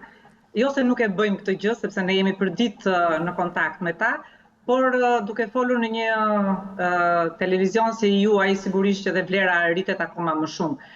Unë do të sqaroj diçka që të sëmurët me tumore, jo se kanë një predispozicion më të madh për të sëmurur, por komplikacionet që ato shfaqen sigurisht janë shumë më të shprehura se në të sëmurët e tjerë. Prandaj ato duhet të ruhen patjetër që mos t'i zëri dhe mos të infektohen nga ky virus. Ashtu si kurse nuk duhet të infektohen nga asnjë lloj virusi, qoftë ky dhe ai stinor i zakonshëm, pra nga një grip i zakonshëm. Sepse këta të sëmur janë të sëmur me një imunitet jashtëzakonisht ulët dhe sigurisht që kanë predispozicione shumë të mëdha për të bërë komplikacione, të cilat jo rrallë mund t'ju marrin edhe jetën.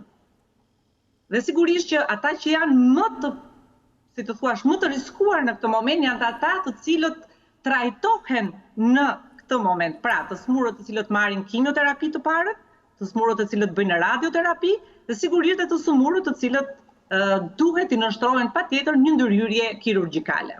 A duhet të tremben të gjithë? A ka një kategori mes tyre të caktuar që ndoshta preket më shumë se të tjerët?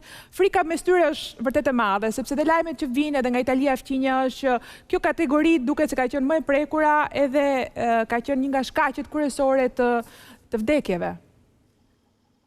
Sigurisht, unë mendoj që më të prekurit janë pikërisht të smurët të cilët janë duke bërë kimioterapi.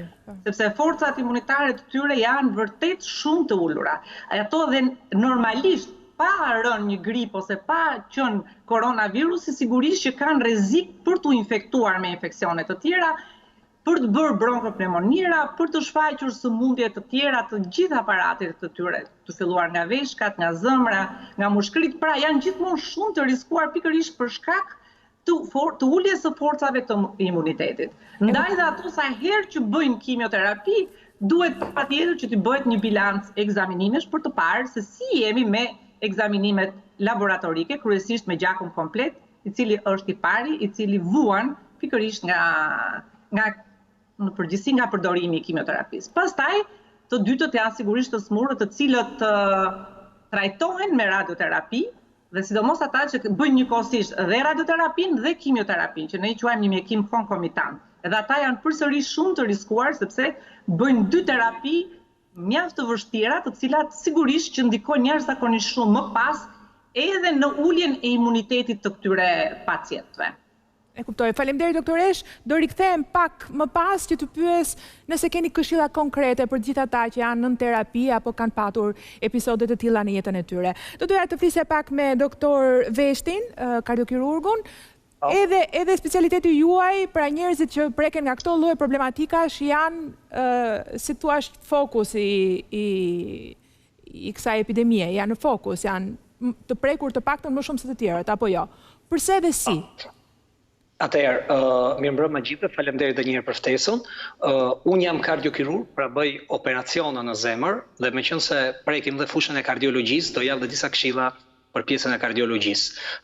Pacientët që ne operojmë janë sigurisht pacient në momentin e operacionit, të paktën brenda muajit të parë të jetës, të muajit të parë të pas operacionit, ka një imunitet më të ulur dhe janë më të rrezikuar se popullata normale. Mosha mesatare e pacientëve që ne operojmë mesatarisht është mbi 60-65 vjeç, kështu që bëjnë pjesë në atë faqe është le të themi mosha e tretë që janë më të rrezikuar.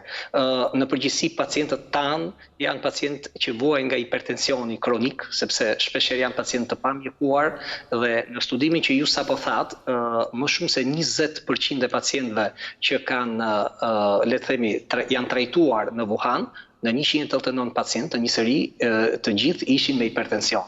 Po përveç kësaj, është evidentuar që pacientët që kanë shkuar në reanimacion, pra që kanë pasur nevojë për ndërhyrje më të thelluar, 44% e këtyre kanë pas, le të themi, ato që quhen lezione ose dëmtime të zemrës. Kjo nuk do të thotë që kanë pasur infarkt, por ky virus, si duket, gjendja inflamatore që krijon në trup, ka dhënë rritje të një proteine që quhet troponina, që për ne prezenca e troponinës në gjak tregon dëmtim të qelizave të zemrës. Në disa raste të tjera, kjo sëmundje, le të themi COVID-19 ka dhënë ato që quhet miokardit fulminant, po këto janë raste të limituara dhe deri më sot nuk është evidentuar asnjë rast histopatologjik, pra duke I pa qelizat në mikroskop, ku COVID-19 infekton direkt qelizat e zemrës. Ajo që unë kam marrë vesh në 2-3 ditë të fundit dhe që po shpërndahet është që në pacient që kanë vdekur nga kjo sëmundje, në preparatet të autopsisë janë gjetur prezencë trombësh në ato që quhen mikroenët e trurit dhe të mushkërive. Pra, ky virus krijon trombe dhe krijon ato që quhet vaskulit trombofil. Dhe kjo është arsyeja pse në gjithë botën po trajtohet me bazë antikoagulimi, pra jepet një antikoagulant, siç është heparina me peshë të vogël molekulare. Kjo është një arsye sepse krijon trombe.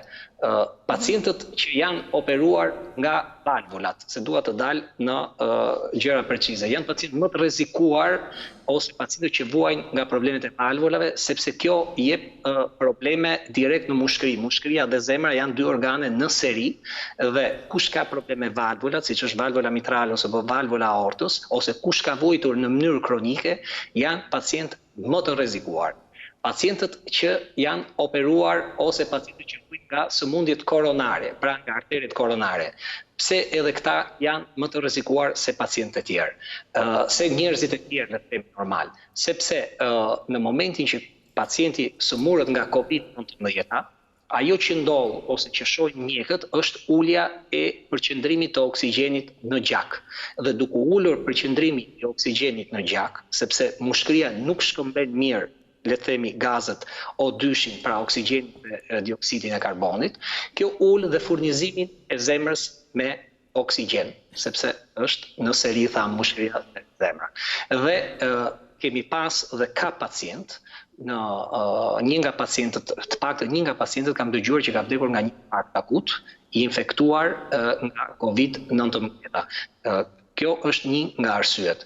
Por njerëzit që janë operuar në zemër, ose njerëzit që kanë funksion normal të zemrës, siç janë pacientët që janë operuar me bypass dhe kanë funksion normal, nuk duhet të trembën dhe të kalojnë në psikoz, sepse kanë pothuajse të njëjtin rrezik siç ka popullatën. Çdo njeri tjetër.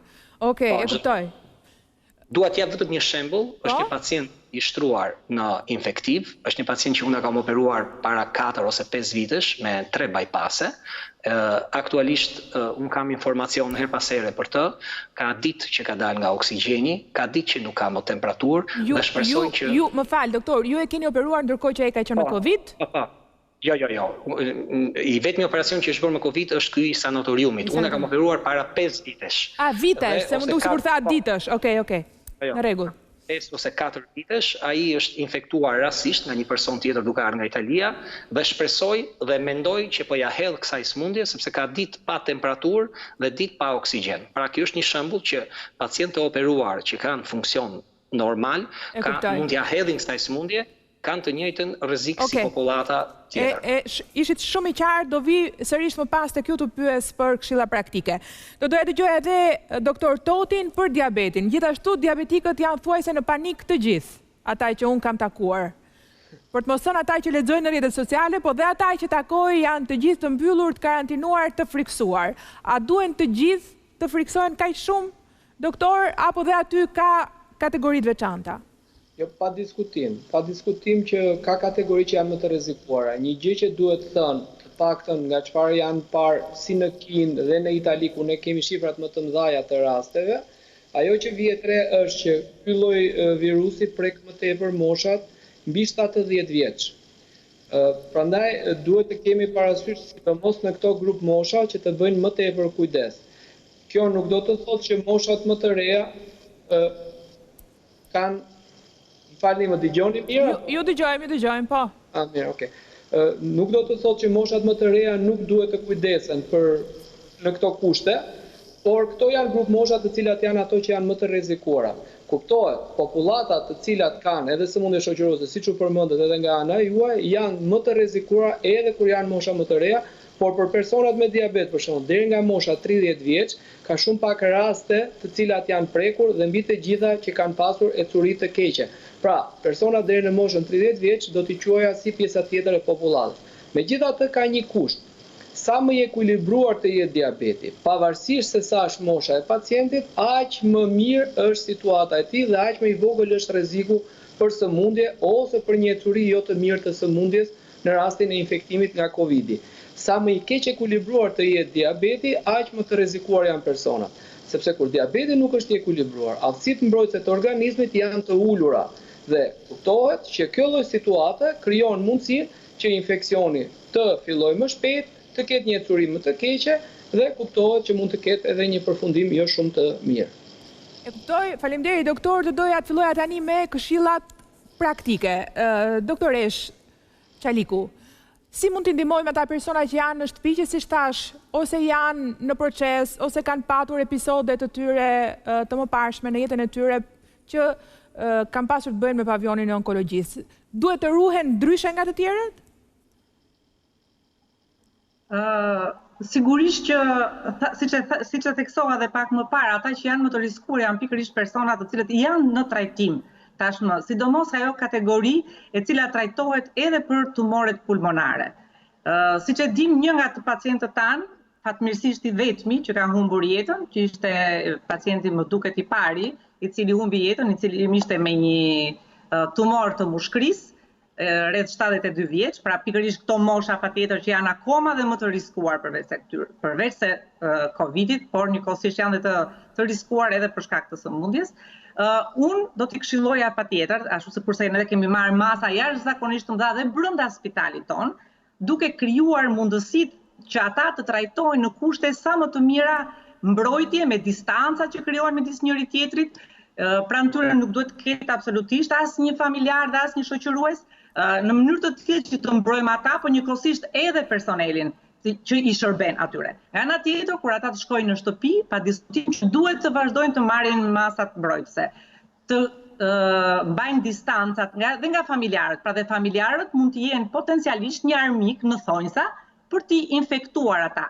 Kështu që patjetër duhet të kenë sa më shumë kujdes edhe në kushtet e shtëpisë për t'i mbajtur sa më të izoluar këta persona, për të kujdesur për ta në mënyrën më të veçantë, ndoshta shpeshherë mund të mbajnë edhe maska në ambientet e tyre të brendshme, në mënyrë që të kenë mundësi që të infektohen sa më pak që të jetë e mundur.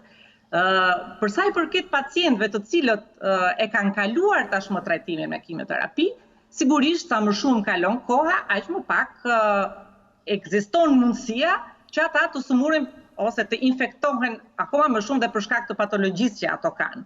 Sepse unë mendoj, dhe për t'i hequr dhe frikën atyre, që ato tashmë janë njerëz normal që janë kthyer jetës së tyre me të gjitha ekzaminimet dhe analizat plotësisht në normë, që nuk kanë pse të friksohen më se kanë një predispozicion shumë të madh, sesa pacientët të cilët trajtohen me kimioterapi, me radioterapi, apo që kanë sigurisht një interes për të kryer një ndërhyrje kirurgjikale akute, do të thosha. Pikërisht edhe për këtë arsye e kemi ulur shumë ritmin e ndërhyrjeve kirurgjikale për të mbrojtur këta pacientë, të cilët sapo janë diagnostikuar, por njëkohësisht për të mbrojtur edhe gjithë personelin shëndetësor.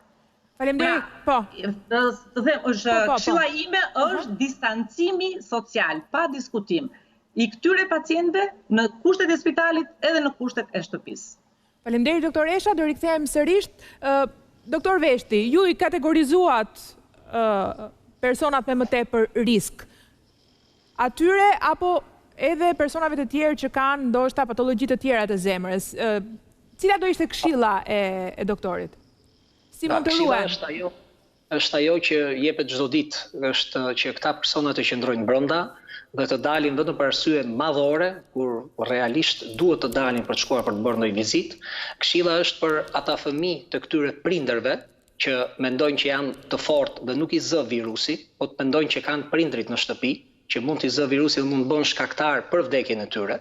Këshilla është që të vazhdojnë ilaçet të gjitha siç i marrin, pa hequr ndonjë ilaç sa i takon edhe për ilaçet e tensionit, që është shumë i rëndësishëm për ta mbajtur nën kontroll, dhe veçanërisht dy ilaçe që është diskutuar shumë, që janë ilaçet ACE inhibitor që i quajmë ne, si janë ramipril, kaptopril që pacientët i marrin, apo një kategori tjetër që janë ato që quhen sartanët, që janë diskutuar shumë sepse këto ilaçe shkojnë dhe lidhen tek njëjti receptor që lidhet dhe virusi. Pra këto duhet i marrin, nuk ka një le të themi studim definitiv që duhet thënë që s'duhet i marrin. Për sa i përket pacientëve, duhet jap një këshill edhe për pacientët të cilët janë të transplantuar. Ne nuk kemi pacientë që kanë bërë transplant të zemrës, se nuk e bëjmë në Shqipëri, por kemi pacientë që kanë bërë transplant veshkash. Këta kanë imunitet nga ilaçet që marrin imunitet të ulur. Pacientët që kanë funksion të ulur të zemrës janë më të rrezikuar. Pacientët që kanë pësuar infarkt dhe kanë edhe një histori duhanpirje të gjatë prej 30-40 vitësh janë më të rrezikuar.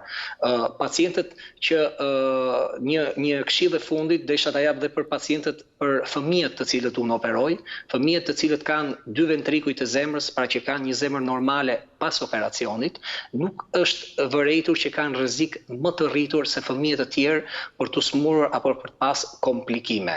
Ato fëmijë që duhet të ruhen i çik më shumë, janë fëmijë që kanë le të themi patologji shumë të komplikuara të lindura, siç janë fëmijët që lindin me defekte të mëdha të dhomave të zemrës, dhe këta fëmijë duhet të kenë pak më shumë kujdes. Faleminderit doktor, dhe rikthehemi edhe ke diabetikët. Këshillat për diabetikët atëherë, me sa kuptova, kryesorja është të mbajnë diabetin të stabilizuar. Patjetër, por duke qenë se një pjesë e personave me diabet kanë njëkohësisht edhe sëmundje të tjera shoqërose, siç mund të jetë hipertensioni, duhet që të kenë nën kujdes të gjithë aspektet e sëmundjeve edhe shoqërose. Diçka në lidhje me ato këshillat që u përmendën këtu dhe që doja t'i theksoja edhe një herë, ajo që është e para është të shmanget sa më tepër që të jetë e mundur dalja nga ambientet e shtëpisë nëse nuk është e nevojshme.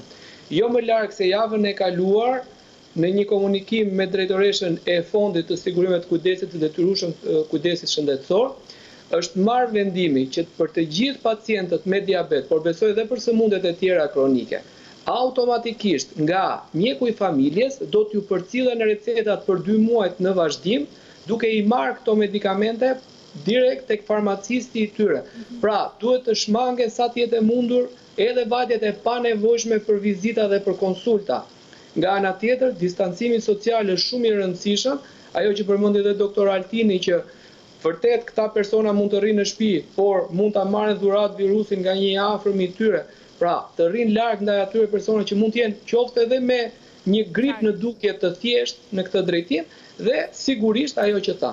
Mbi të gjitha, për personat me diabet në kushtet aktuale duhet të shtohen dhe matjet e glicemisë, sepse duke qenë të mbyllur në shtëpi dhe aktiviteti fizik është më i pakët, kujdesi për dietën duhet jetë më i madh dhe matjet e glicemisë duhet jenë më të shpeshta në mënyrë që të mbahet diabeti më nën kontroll. Faleminderit të gjithëve. Një lajm i mirë është, zonja Manasirliu ka botuar në Instagramin e saj faktin që 5 pacientë nga Tirana, Fieri dhe Kavaja kanë lënë sot spitalin infektiv të shëruar nga COVID-19. Është lajmet e mira, na japin pak shpresë dhe pak qetësi në këto javë, le t'i quajmë të trishta për të mos përdorur epitetet tjera. Faleminderit shumë, zonja Çaliku, faleminderit doktor Veshti, faleminderit doktor Toti, faleminderit për shpjegimet dhe këshillat tuaja. Faleminderit edhe një herë. Faleminderit. Faleminderit, natën e mirë. Faleminderit shumë. Qëndrojmë në publicitet, nderuar teleshikues, dhe do fillojmë të udhtojmë tani nëpër botë, do shkojmë në New York, situata nuk duket as pak e mirë aty, do takojmë disa mjek nëpërmjet Skype-it nga New Yorku dhe do të vazhdojmë më pas udhëtimet të tjera për në Francë dhe qytetet e tjera që duket se situata e infektimit vazhdon të jetë e rëndë.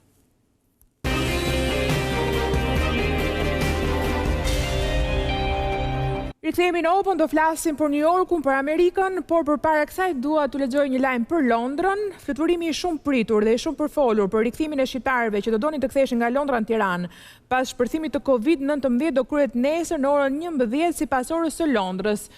Ky është një lajm që vjen nga korrespondenti Arben Manaj. Avioni Air Albania do të niset nga aeroporti i Lutonit në veri të Londrës. Lista tashmë është e mbyllur dhe kryesisht janë studentë shqiptar, por edhe një pjesë shqiptarësh që kishin ardhur si vizitorë në Britani. Lista e pasagjerëve është e publikuar edhe në faqen e Facebookut të ambasadës shqiptare në Londër. Është shumë e rëndësishme që pasagjerët të nisen sa më herët nga Londra ose pjesë të tjera drejt aeroportit, pasi hekurudha dhe shërbimi i transportit është duke punuar me kapacitet shumë të reduktuar. Sipas burimeve nga ambasada shqiptare, nuk ka plane për një fluturim të dytë nga Londra drejt Tiranës. Kujtoj edhe një herë që një lajm i Arben Manajt, besoj i vlefshëm për gjithë ata që janë të interesuar për këtë fluturim dhe që janë shumë, unë e di, kemi pasur shumë mesazhe dhe në rrjetet tona sociale nga persona që ishin në Londër dhe donin të ktheheshin në Shqipëri. Shkojmë në Shtetet e Bashkuara të Amerikës. New Yorku si Huani, kjo ka qenë një nga headline-et e ditës së sotme. Shohim materialin e parë dhe ju prezantoj më pas mjekët nga New Yorku.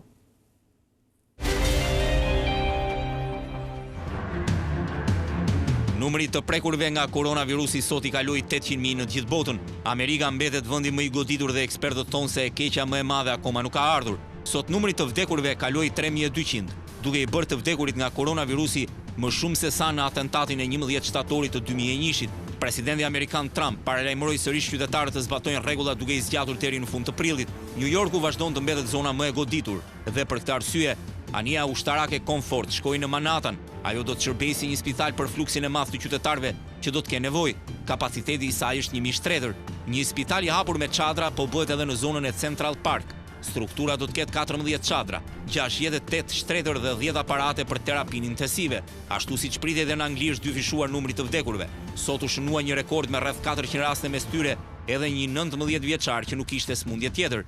Numër të lartë vdekje shënoi edhe Spanja, e cila tashmë ka kaluar shifrën e 8200. Edhe rastet e reja kanë patur një rritje të madhe dhe po i afrohen 100.000 të prekurve. Ajo që shqetëson më shumë spanjollët është se në rajone të mëdha spitalet janë mbi kapacitetet, edhe 3 rajone të tjera po shkojnë drejt limitit. Autoritetet në Madrid janë duke i forcuar akoma më shumë masat e izolimit duke bllokuar ekonominë. Tani për 2 javë gjysmë do të mbyllen të gjitha bizneset jo të rëndësishme.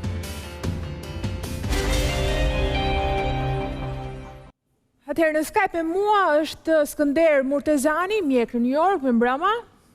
Mirëmbrëma. Sonja Vasili. Faleminderit që jeni me mua.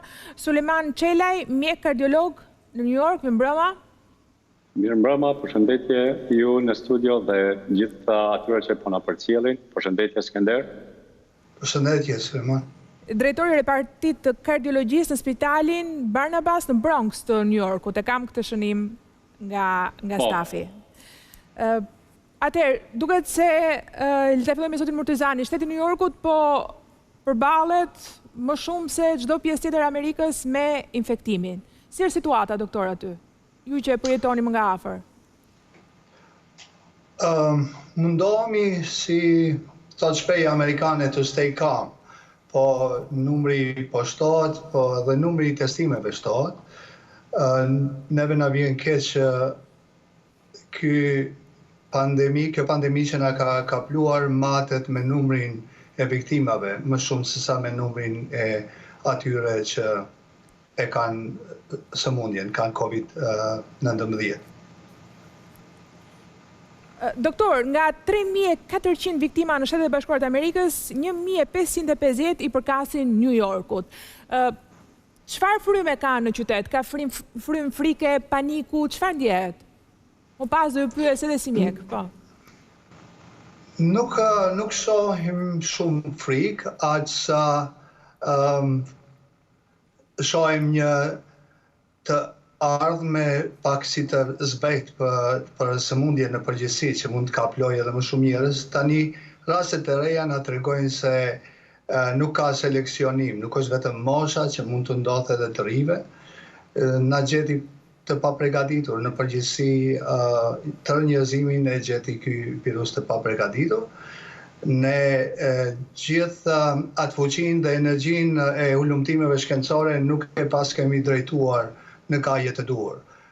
Nuk e kemi drejtuar për arsye se mbi sundon kultura e biznisit më shumë se ajo e shkencës. Ne duhet të jemi të përgatitur pas çdo 10-20 vitesh ne na kap e njëjti problem me viruset, E duhet të jemi shumë të përgatitur për vaksinat edhe patjetër. Ky është një debat shumë i madh sot në gjithë botën për sistemin shëndetësor, e shumë kush e quan një dështim politik edhe të sistemit të ngritur sot në të gjitha vendet. Por për fat keq. Unë kam një pyetje të drejtë për drejtë edhe për masat e marra për qytetarin e New Yorkut. Doktor, ju keni urdhër për izolim për shembull siç ka në Shqipëri për shembull apo siç ka në Itali? Po, patjetër në Shqipëri më duket se është modeli amerikan. Po, në fillim CDC, Qendra për Kontrollin e Sëmundjeve, solli një vendim që ata që janë pa simptoma mos të mbajnë maskë të fytyrës. Ky ishte më duket gabim i madh. Edhe respekti i rregullave të 2 metrëshit apo 6 këmbë, distancë nuk u respektua sa duhet. Dini se New Yorku është vend shumë i ngjeshur dhe transportimi publik nuk u ndalua, ashtu që ngelëm në një situatë ku ai që ishte pak më vigjilent pritej që të ndodhte. Unë shkrimet e fundit kam analizuar mirë studimin që u bë në Princeton University, edhe në këtë studim u pa se virusi i SARS-2 mund të qëndrojë në ajër për 3 orë. Edhe kjo ishte një njohuri që shumë doktorë ishin skeptik.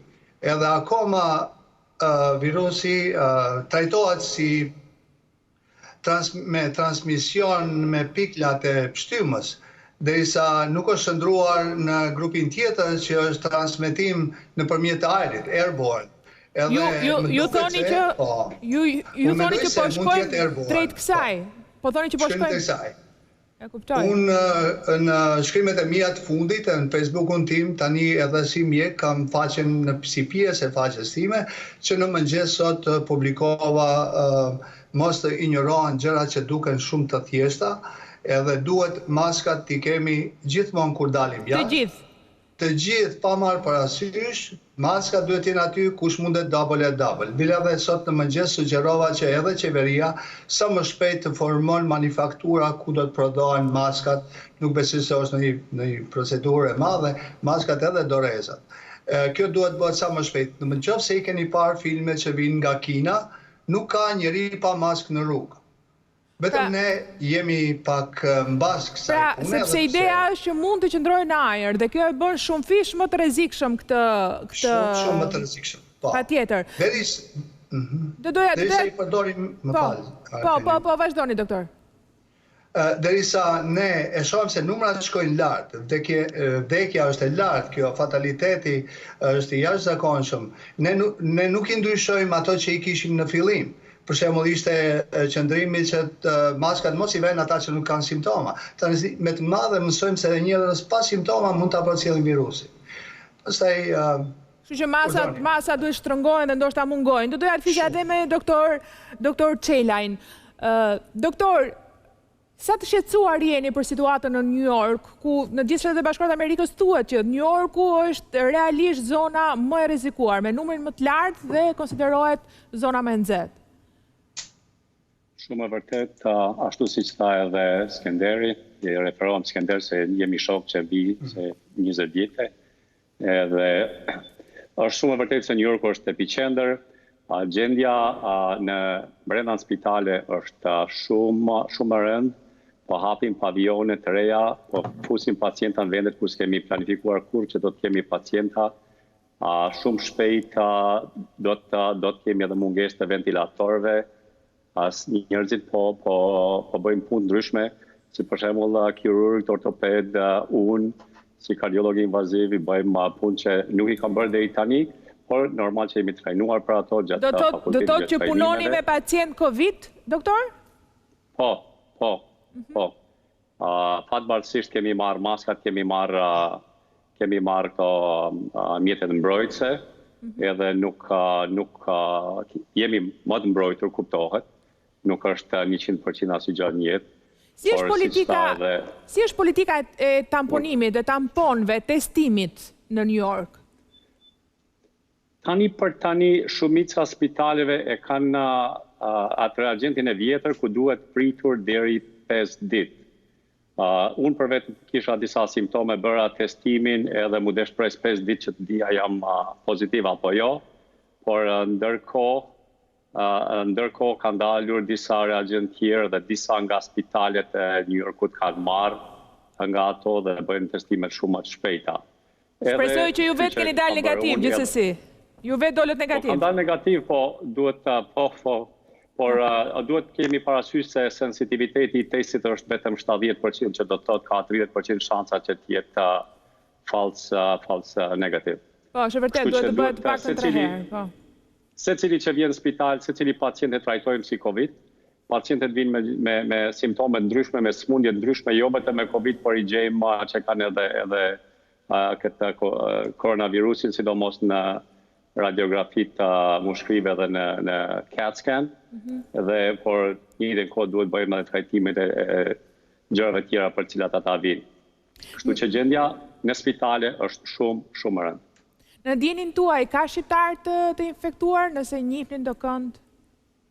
Po, ka shqiptar të infektuar, unë kam shokët mi që janë të infektuar, matrasin, po mundohemi përmes telefonit, Skype edhe me FaceTime që t'i trajtoj, t'i ndihmoj, se me të vërtet s'kemi shumë çfarë të bëjmë. Kjo është një luftë që po bëjmë me një armik të panjohur, që nuk e shohim, dhe jemi në një betej pa armatim, sepse faktikisht nuk kemi medikamentet cilat e luftojnë këtë virus. Ne po mundohemi me këto medikamentet e azitromicin dhe chloroquin që gjithë po flasin për to, po mundohemi të bëjmë diçka, por e vërteta është që nuk janë 100% efikase dhe po luftojmë në një fush betej me një armik të papar që nuk e shohim, pa municion. E kuptoj, faleminderit për shpjegimet, doktor, doja kthehesha edhe një herë te doktor Murtezani. Të paktën në Europë flitet për një kurb të zhvillimit të pandemisë, një kulm që arrihet praktikisht në 4 apo në 5 javë dhe ky kulm më pas lejon, kulmi i kurbës pra që lejon zbritjen. Nëse do të flisnim me të njëjta terma për situatën në New York, në çfarë pike është pandemia tani? Është afër kulmit apo jo? Është shumë vështirë me përcaktu momentin e tashëm të virusit, po unë mendoj se po ti kishim ndjekur këshillat, edhe në Amerikë ky numër do të ishte shumë më i vogël.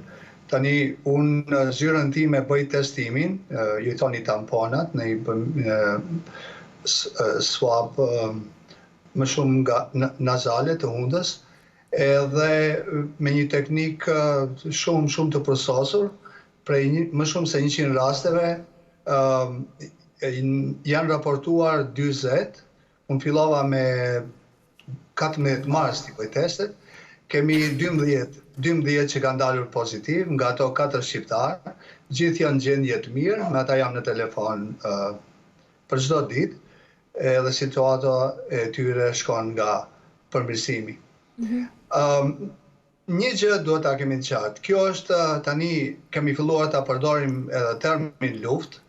Është vërtet një luftë e papar deri tani në këtë njerëzimin e këtij shekulli modern, e shekullit 21, që nuk do muskuj, po do shumë mend edhe modesti. Modesti do të thotë ti dëgjoj këshillat. Unë mendoj se në këtë moment maskat janë gjëja më e rëndësishme. Kemi të bëjmë me një virus që e ka shumë pra të gjithë këshilla juaj për të gjithë është të gjithë të kenë maska, doktor. Edhe larje e duarve me sapun. Tani duhet të trajtohet çdo vend ku shkon njeriu, duhet të trajtohet si vend i kontaminuar. Prek mollën, prek dartën, prek divanin ose mobiljet, je i kontaminuar, e duhet të lahen duart me njerë. Pastaj puna e maskave ka dhe një problem tjetër. Maska njeriu ka tendencë që t'i prek shpesh, nuk preket maska nëse nuk i ke larë duart, edhe kjo është një gjë e madhe. Pastaj distanca, 2 metra, ajo distancë duhet të ruhet. Unë mendoj se do të ishte vetëm 30% i asaj që është sot, po t'i kishim dëgjuar këta këshilla. Do të them që këshillat duhet të jenë më rigoroze. Tani është një luftë. Ku qëndron lufta? Kush e bën luftën në këtë moment? Virusi fillon me traktin e sipërm të frymarrjes, te qelizat që kanë cilje. Deporton brenda, kopjon vetveten në aparatin gjenetik të qelizës, edhe në formë të kluskave del jashtë. Në momentin që fillon të kollitesh, të teshesh, simptomi më i vogël duhet çdo njeri ta bën të vetëdijshëm se nuk ka diagnozë diferenciale. Kjo është COVID-19. Edhe çdo njeri duhet të jetë shumë i kujdesshëm. Në momentin që fillon teshtitja, pak ethe, pak temperaturë, ai duhet të mblon gojën, të vendorezat, të landuat e të këshillon të tjerë të dëgjoni, më duket se është aty. Nuk ka diagnozë diferenciale as të mjekut, as të popullatës. Të mbrojmë njëri tjetrin, kështu mbrojmë edhe të afërmit tanë, mbrojmë veten. Po doktor, sipas jush, zoti Çelaj, po respektohen rregullat aktualisht, janë ndërgjegjësuar njerëzit në New York? New York është shumë vend i madh dhe i ndeshur, ka shumë popullat dhe është shumë vështirë që të kontrollohet. Që them vërtetën, shqiptarët jemi me fat në gjitha anët e kufirit, sepse është një popullat më vogël edhe shumë me ndërgjegje shumë të lartë edhe po zbatojnë rregullat shumë. New York, edhe pse rrugë kryesore, edhe pse Manhattani është i zbrazur, prapë se prapë shohim njerëz në për rrugë, 2-3, duke biseduar, duke ecur. Nëse janë familjarë që jetojnë një familje, kuptohet. Pra nuk po e respektojnë. Pra nuk po e respektojnë në mënyrë rigoroze. Jo sikur në shumë vende të tjera të Evropës. E kuptoj, dhe kjo është realisht shumë e rrezikshme. Në fakt Trump paralajmëroi se 30 ditët në vazhdim, 30 do të jenë sfiduese, duke theksuar edhe ai që distancimi social mund të shpëtojë jetë njerëzish. Shpresoj shumë që kjo realisht ndodh, pra distancimi social dhe masat e tjera siç i përmendet edhe ju, të respektohen. Dakor, faleminderit, ju falenderoj shumë për këtë lidhje të drejtë për drejtë. Do të qëndrojmë ndoshta edhe sërish në emisionet e tjera në Skype, pasi për fat keq kjo nuk është një luftë që do të mbarojë shpejt, apo jo. Faleminderit doktor. Nuk presim që të mbarojë shpejt, por duhet vazhdojmë të jemi disiplinuar dhe të mbrohemi me shpresën që do të kemi sa më pak viktima. Faleminderit doktor Çelaj dhe doktor Murtezani. Faleminderit shumë që ishit me mua. Faleminderit, natën e mirë. Faleminderit Suleman, mirupafshim. Publicitet, do të shkojmë në Francë.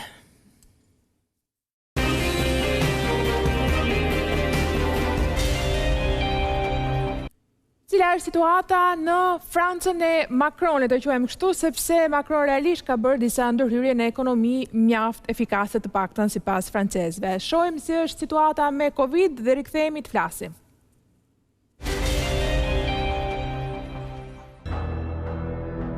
Radha për të nxjerrë ushtrinë në rrugë duket si i erdhi edhe Francës. Rreth 2 muaj më parë zëdhënësja e qeverisë, si Beth Ndiaye, deklaroi se masa drastike si mbyllja e shkollave në Francë nuk ishin të nevojshme dhe se qytetarët francezë duhet të vazhdojnë të jetojnë normalisht. Disa ditë më vonë, Emmanuel Macron shkoi me gruan e tij në teatr për të inkurajuar francezët të vazhdojnë të dalin pavarësisht pandemisë së koronavirusit.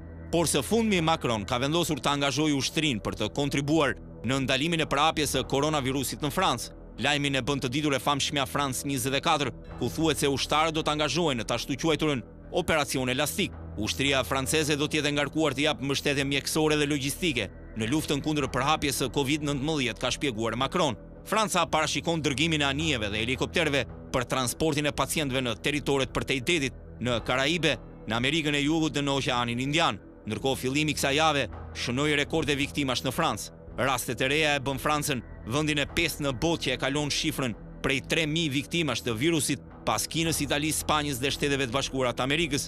Këto shifra vlejnë vetëm për viktimat e shënuara në spitale, por autoritetet thonë se së shpejti do të kenë mundësi të mbledhin të dhëna edhe në shtëpit për të moshuar që pritet të arrisë numrin e rasteve.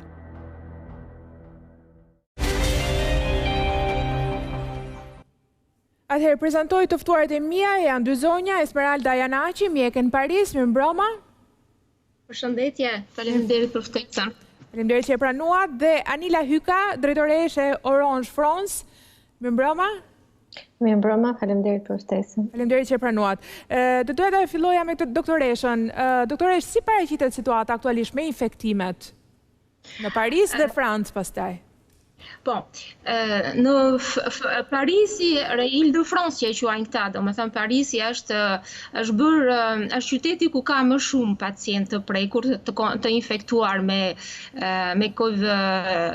COVID-19, ndërkohë që ka shumë pacient të shtruar në reanimacion, domethënë tek ne është afërsisht 1000 pacient, mbi 1000 pacient që janë të shtruar në reanimacion. Dhe për të thënë domethënë që është epiqendra për momentin Parisi ngelet epiqendra e infeksionit.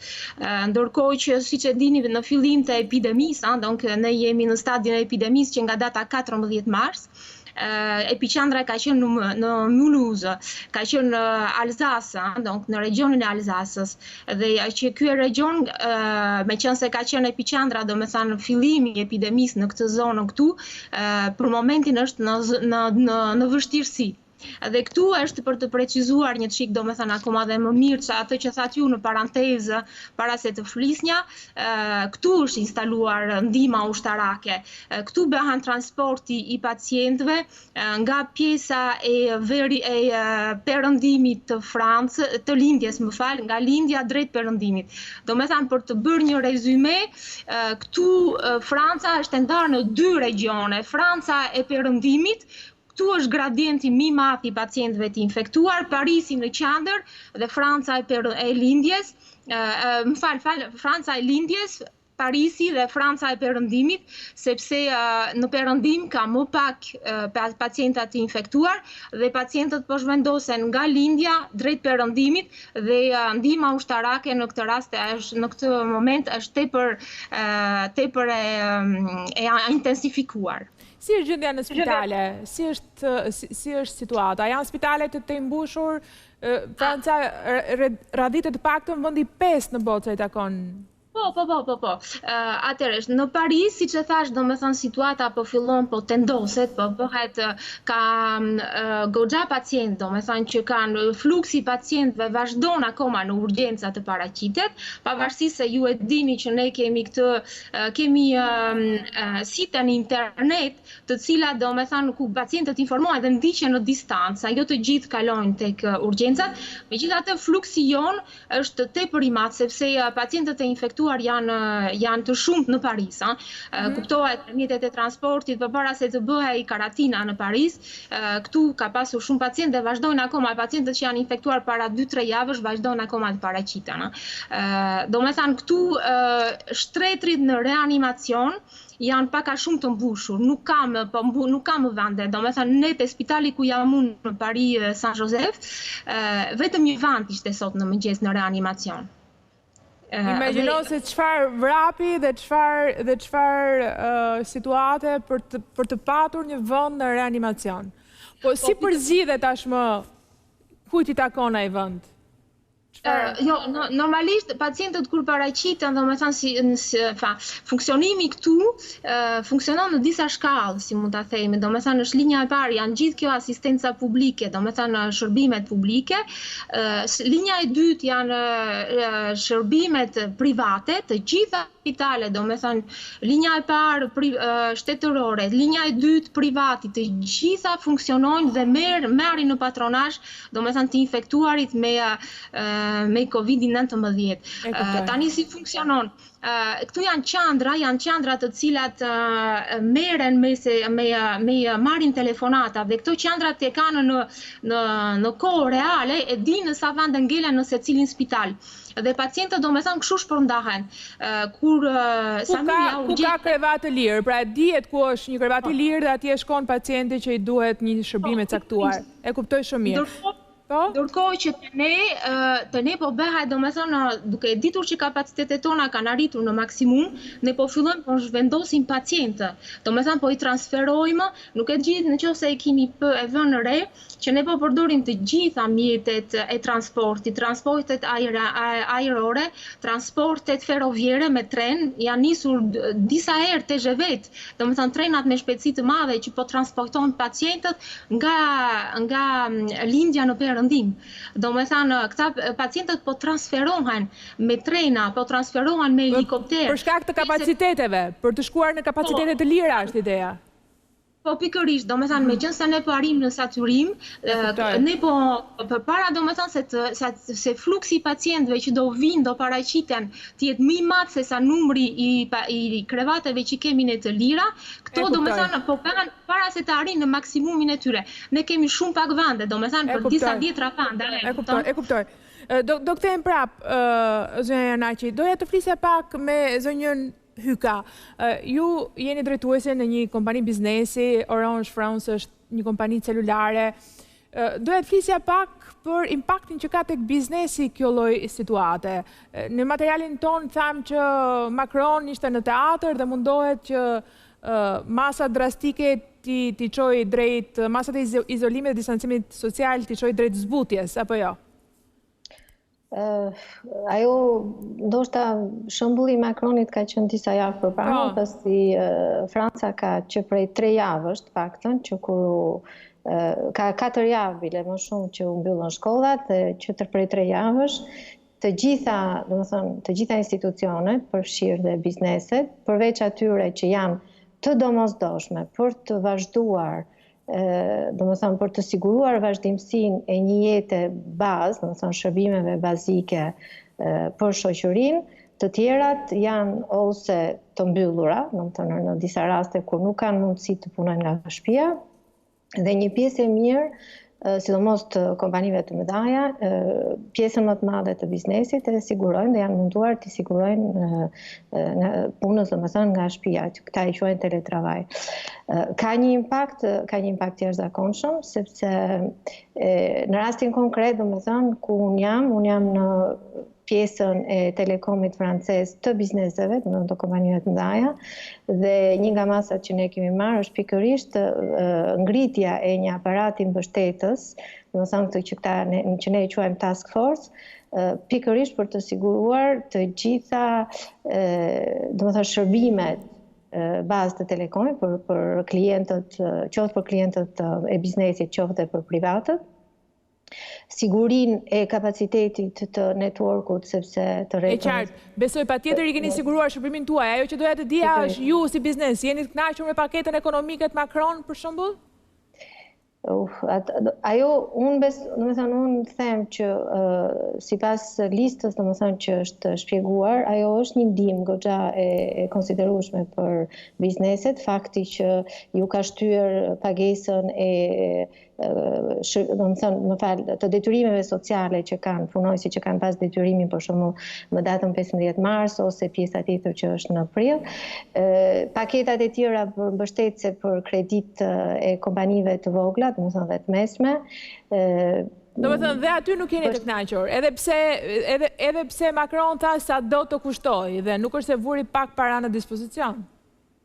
Unë kam përshtypjen që kjo është më tepër shqetësimi që kanë bizneset që sa do zgjasë kjo situatë, nuk është pjesa, sigurisht që janë të kënaqur sepse kur shteti të jep një farë garancie dhe disa lehtësira sidomos ke pjesët fiskale dhe te kredit, sepse shumica e kompanive funksionojnë me kredi bankare. Por problemi është që sa do zgjasi, kjo është mosnjoja e gjatësisë së kësaj, sa do jenë njerëzit, sa do jenë bizneset e vogla, bizneset e mesme të mbyllura, kjo krijon pasiguri, sepse edhe informacionet që vinë, ndonjëherë për të mirë apo edhe për të keq, është që çdo gjë tani është në media, çdo gjë është në internet, të gjithë janë mbrapa kompjuterave dhe të gjithë nxjerrin konkluzionet e tyre dhe analizat e tyre, dhe askush nuk e din saktësisht, do zgjasë 1 muaj, 2 muaj, 6 muaj, flitet edhe shtator. Po, këto janë projekcionet kryesisht në Europë që vera do ta uli disi, por mund të ketë një mundësi të dytë që vjeshta ta rikthej. Edhe vera konsiderohet ku Franca, sidomos pjesa e zonës Parisit, që mbështetet shumë dhe tek ekonomia e turizmit, do ta ndjej këtë, dhe pushimet do jenë ndryshe. Nëse do kemi pushime këtë vit, nëse dikush realisht do mendoj të bëj pushime këtë vit, më duket pak e vështirë. Gjithsesi, zonja Hyka, sipas jush edhe si mjeke, Në Paris po respektohen rregullat e distancimit social, pra njerëzit janë të sensibilizuar mjaftueshëm. Pak më parë kisha lidhjet me Amerikën, duket se atje nuk është marrë shumë seriozisht. Këtu, do me thonë, u pa pak e vështirë tema të javën e parë, pati si mos gjeneratat e reja, po me sa u pa pastaj u bë pak, do me thonë, edhe forca, në sensin që janë vënë gjoba dhe disa gjoba të konsiderueshme.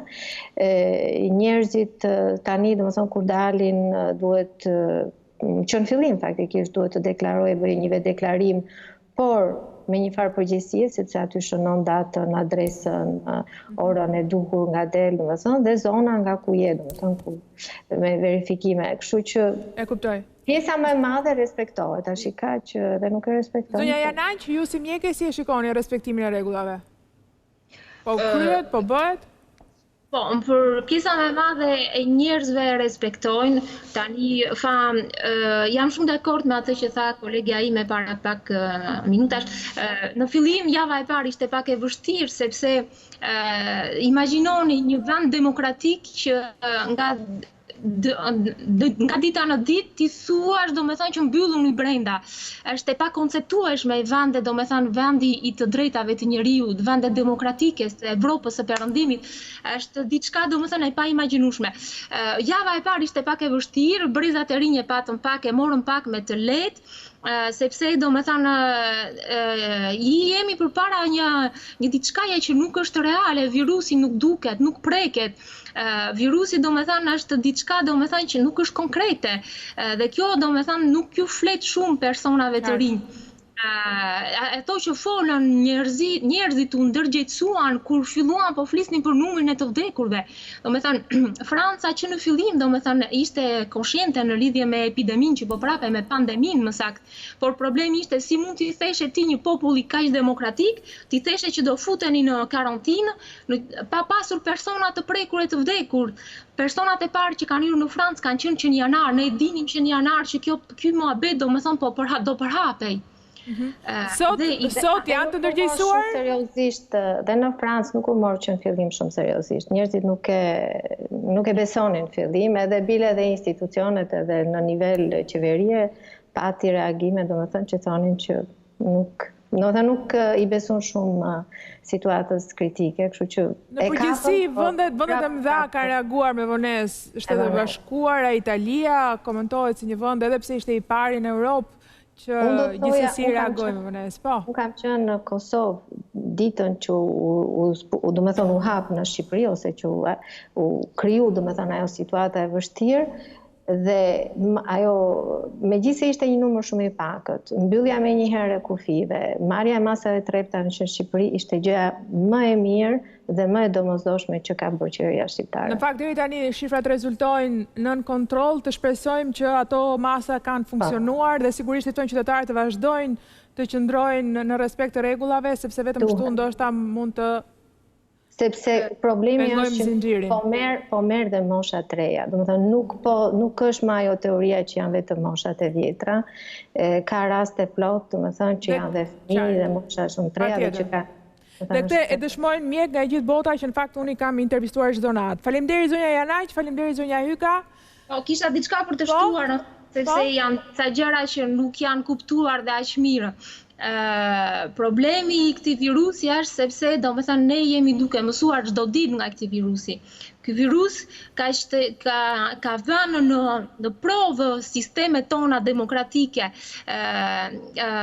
Jam dakord do me thënë që ka pasur një reagim ndoshta një periudhë adaptimi të vonë nga të gjitha shtetet dhe nga shtetet më të fuqishme ekonomike të botës, sepse ky është një virus që u prap shumë shpejt dhe masat që u morën ishin të vështira do me thënë të organizohej në mënyrë perfekte ndalimi i kësaj epidemisë. Shqipëria është një vend i veçantë, domethënë nuk mund të krahasohet Shqipëria, një vend me 3 milion banor, një sipërfaqe e vogël me vende me Amerikën. Amerika, domethënë, ka përdorur sistemin Amerika, është duke përdorur sistemin e gjysmë karantines. Nuk po përdor karantinën siç po bëhet në Shqipëri në rast të parë. Në rast të dytë, Amerika ruan anën ekonomike. Domethënë, ky virus që u shfaq testoi organizimet tona për herë të parë në Evropë. Është epidemia e parë ku shtetet e Evropës ndalojnë ekonominë për shëndetin e njerëzve. Por këto janë vendime të mëdha politike, sigurisht, që duket se më së shumti i ka marrë Europa. Unë personalisht jam dakord me këtë lloj vendimesh. Këto janë vendime, domethënë, që janë marrë në Evropa vuri përpara jetën e njerëzve dhe bllokoi ekonominë, ndërkohë që jo të gjitha shtetet po ndjekin këtë. Nëse si shikojmë sistemet që u vunën në funksionim në Evropë ose në jashtë Evropës, Amerika ka ndjekur skemën e gjysmë karantinës. Gjithsesi tani edhe në Shtetet e Bashkuara ka filluar të merren masa drastike, sapo kisha në lidhje drejt për drejt dy mjek nga New Yorku që folën për masat të tjera. Fillimisht e mori ashtu siç thoni ju, është e vërtet, po duket se kohët e fundit masat janë shtrënguar edhe aty. Amerika sapo ka hyrë në periudhën e epidemisë dhe ka kaluar numrin e të vdekur, ka mbi 1500 persona të vdekur. Kjo vetëm në New York, mos themi Amerika, kjo vetëm në shtetin e New Yorkut. New York është edhe Louisiana që është tepër e prekur, domethënë, dhe kjo do përhapet shumë shpejt, se ngjitur me New Yorkun është Boston, janë qytetet e mëdha dhe me mjetet ajrore të transportit virusi do përhapet me shpejtësi shumë të madhe. Në Amerikë ne presim një 100.000 të vdekur, 100.000 të vdekur. Në qoftë se ai, domethënë, nuk e bën karantinën, do kalojnë mbi 1 milion persona do vdesin në Amerikë, në qoftë se nuk merren masa. Prandaj domethënë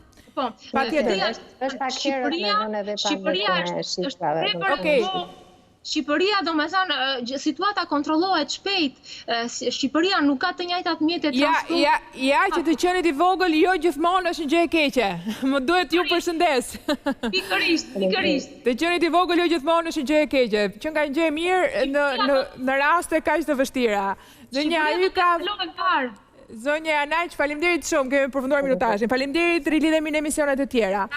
Dua të qëndrojmë për pak minuta duke na lejuar minutazhi edhe në Lombardi, ku situata vazhdon akoma të jetë me shifra që të rënqethin, kur vjen pasditja dhe proteksionet civile jep numrin e të vdekurve, është realisht një moment ndrithues të mbahet zemra, sepse janë gjithmonë më shumë se 800 të vdekur. Ndiqim materialin.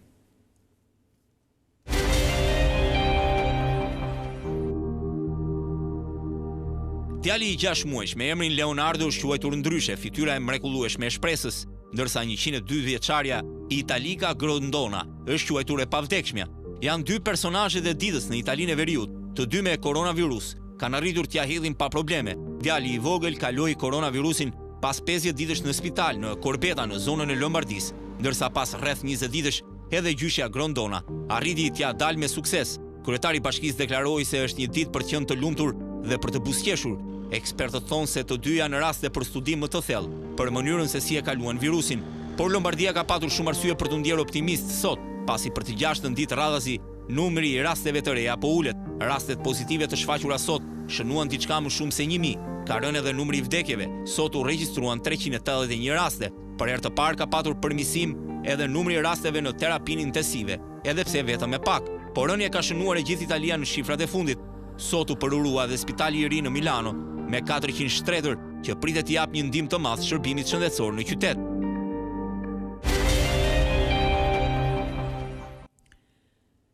Jam me Shpëtim Baçin, mjek në Parma, rikthehet doktori, doktor mirëmbrëma. Mirëmbrëma të gjithëve. Prap në zyrë, prap në punë. Mirëmbrëma zonja Eni. Më falni, dua të ngushëlloj të gjitha familjet shqiptare kudo që janë në Shqipëri dhe jashtë vendit për humbjet e të gjithëve të dashur këto ditë. Kurdo. Po doktor, faleminderit. Jo, po thoja të shikoj të veshur, ja akoma në zyrë, akoma në punë si shumica. Jam akoma në si shumica e mjekëve këto kohë, e imagjinoj. Dhe të falenderoj dy fish. Pas pak do iki në shtëpi. Falenderoj dy fish që pranove Skype-in tonë. Asnjë. Doktor, 837 të vdekur në 24 orë të fundit në Itali. Paka shumë në këto shifra thuaj se jemi për ditë. 800-900...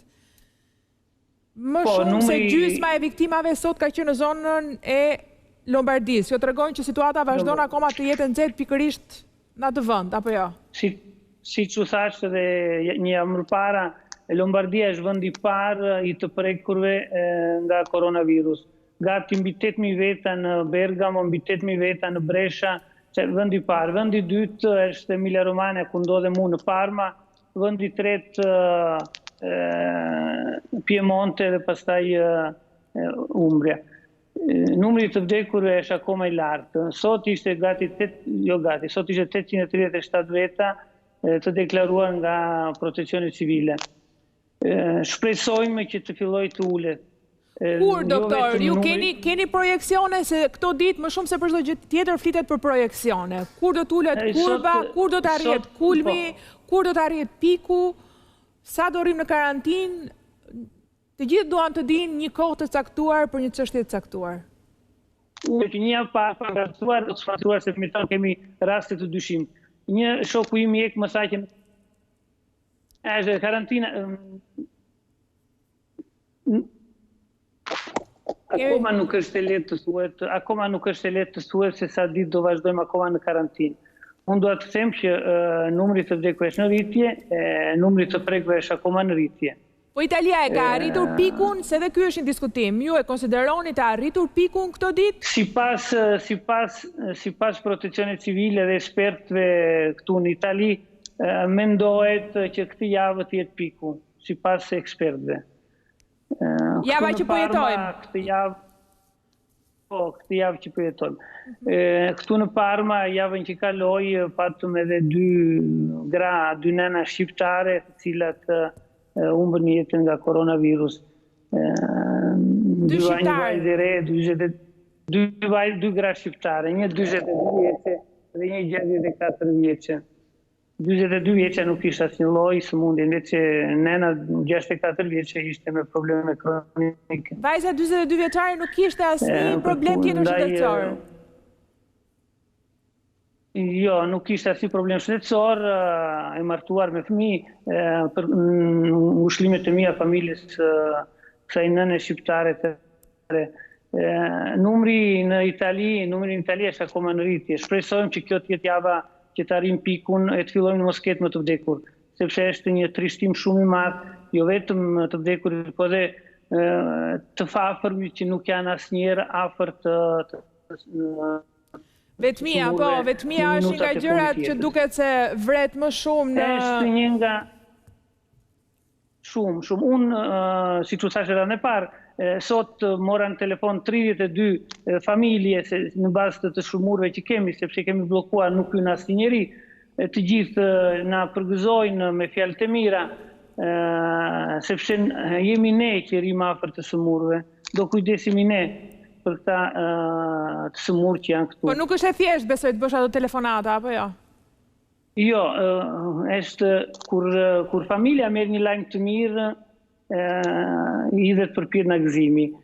Ndryshe, kur merr një lajm të keq, dhe ne nuk dim se si ta shqiptojmë llafin, si t'i themi, duhet të kthemi dal nga dal, anës e anës, derisa të arrim të japim njoftimin që nuk duhet ta them asnjëherë.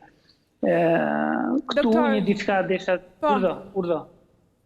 Jo, unë doja të pyesja të largohesha nga këto nota të trishta, se realisht nuk janë të thjeshta për të gjithë ne, dhe i marrim nga çdo anë e botës, në 3 orë emision, i marrim nga çdo anë e botës se i dëgjojmë. Kemi më këto...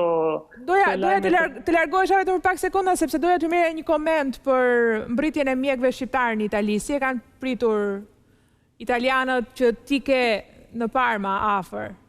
Po. Italianët të gjithë, që nga drejtori i spitalit ku punoj, të gjithë mjekët, kolegët e mi, të gjithë shokët e mi, e kanë pritur me entuziazëm këtë ardhjen e 30 mjekëve dhe infermierëve që kanë marrë guximin e të vinë të punojnë në këto ditë në Shqipëri. Të gjithë kanë falenderuar popullin shqiptar, kanë falenderuar mjekët dhe infermierët, kanë falenderuar Po shikoj një video. Kryeministrin tonë shqiptar janë infermierët e repartit. Doktor, një minutë, se po shikoj një video që po e vë regjia tani, po e plejon. Çfarë është kjo video? Është video e infermierëve. Okej, regjia, kalem ke doktori, po. Janë infermierët e repartit tim, të cilët deshën të falenderonin Shqipërinë time për ardhjen e 30 mjekëve dhe infermierëve. Si sa dhe kryeministri jonë është një ndihmë e vogël, po këtu ka lënë mbresa shumë të mëdha. Edhe unë ua them nga këto janë fjalët që thonë jo vetëm mjekët dhe kolegët e mi, duke punuar 20 vjet me ta, nuk mund të thonë ndryshe, po dhe ata që i kam takuar një herë apo dy herë, duke ditur që jam shqiptar, më kanë marrë në telefon, më kanë dërguar mesazhe, duke falenderuar popullin shqiptar, këta djem nenash që u ngritën dhe erdhën në Itali për të punuar. Në fakt, ka vazhduar për gjatë gjithë ditës së sotme edhe në median italiane jehona e këtij gjesti. Sigurisht edhe figura e kryeministrit Rama nëpërmjet intervistash. Të shohim një material që kemi përgatitur edhe vazhdojmë të flasim.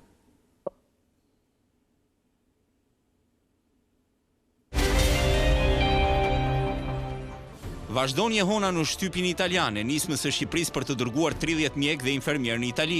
Sot Gazeta Repubblika në faqen e parë ka nxjerrë 4 infermier të komsive të ndryshme, të cilët janë në Lombardi për të ndihmuar gjatë emergjencës. 4 vajza nga e gjithë bota është titulli ku aty ndodhet edhe Ornela, vajza shqiptare mbritur në Brescia në fundjavë me grupin tjetër. Ndërkohë një hapësirë të madhe sot për kryeministrin Rama edhe në gazetat më të mëdha sportive në vend. Shfaqjet e Ramës me xhupin e Juventusit dhe pasioni i tij për futbollin italian kanë bërë 2 gazetat, Tutto Sport dhe Gazeta dello Sport, t'i bëjnë një intervistë të gjatë kryeministrit në lidhje me pasionin e tij për Juventusin, Italin dhe portierin Dino Zoff. Tek Tutto Sport Rama është në foton kryesore me Ronaldon. Ai ka folur për lidhjet e tij me futbollin italian, si dhe për mbështetjen për trajnerët e kombëtares. Me batutë Rama i ka thënë gazetarëve se virusin do ta ndalim si Milani i Isakit, duke luajtur të gjithë në sulm dhe të gjithë në mbrojtje.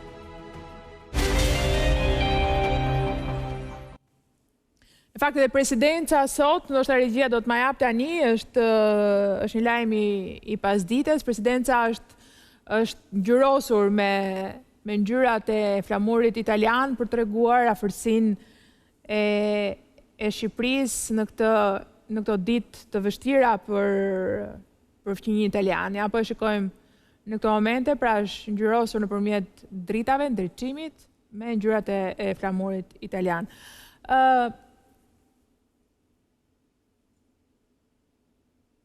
Doktor, do të thotë ka vazhduar jehona edhe sot, apo jo?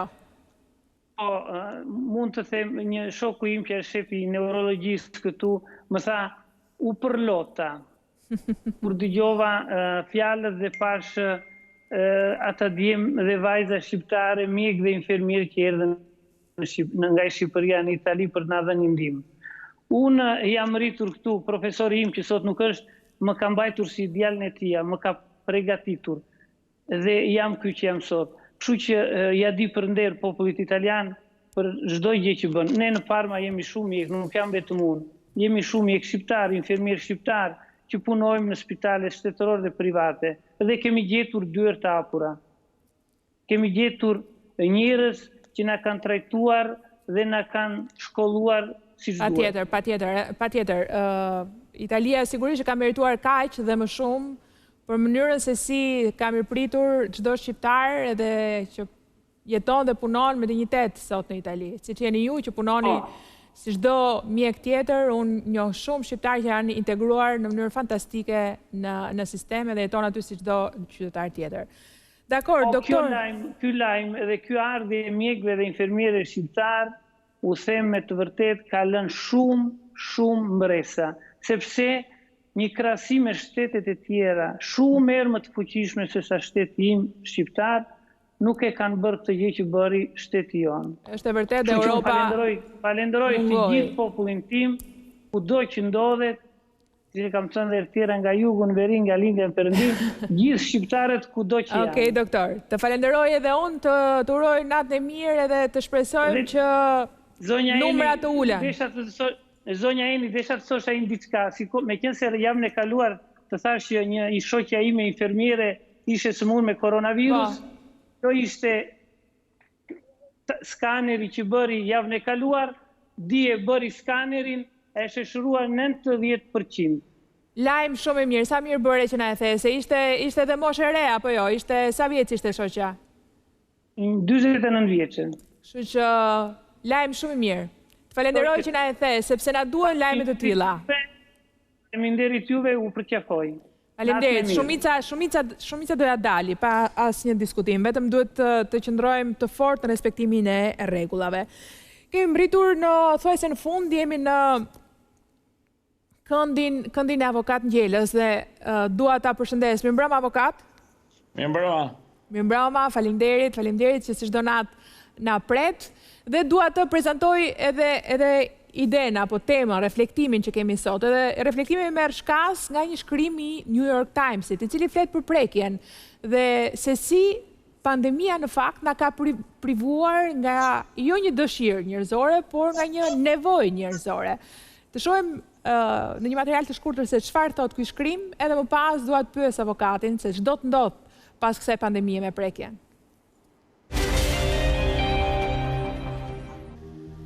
Situata me koronavirusin ka goditur të gjithë botën, tashmë edhe shumë mendojnë se kjo do të zgjasë, madje do të ndikojë në mënyrën tonë të jetesës në të ardhmen.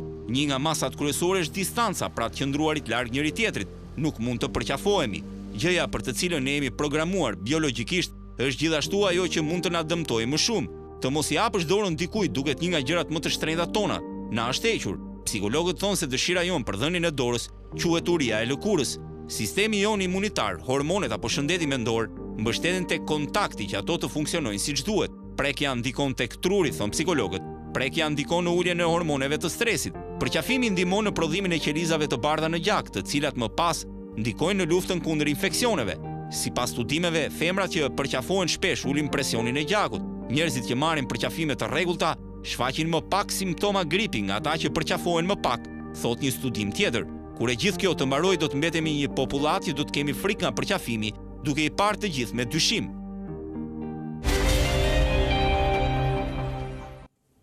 Ky ishte në thelb shkrimi i New York Timesit, ndërkohë që avokati e ka lexuar njësoj si unë nëpërmjet linkut dhe ju ftoj ta lexoni dhe ju, e gjeni sigurisht në portal.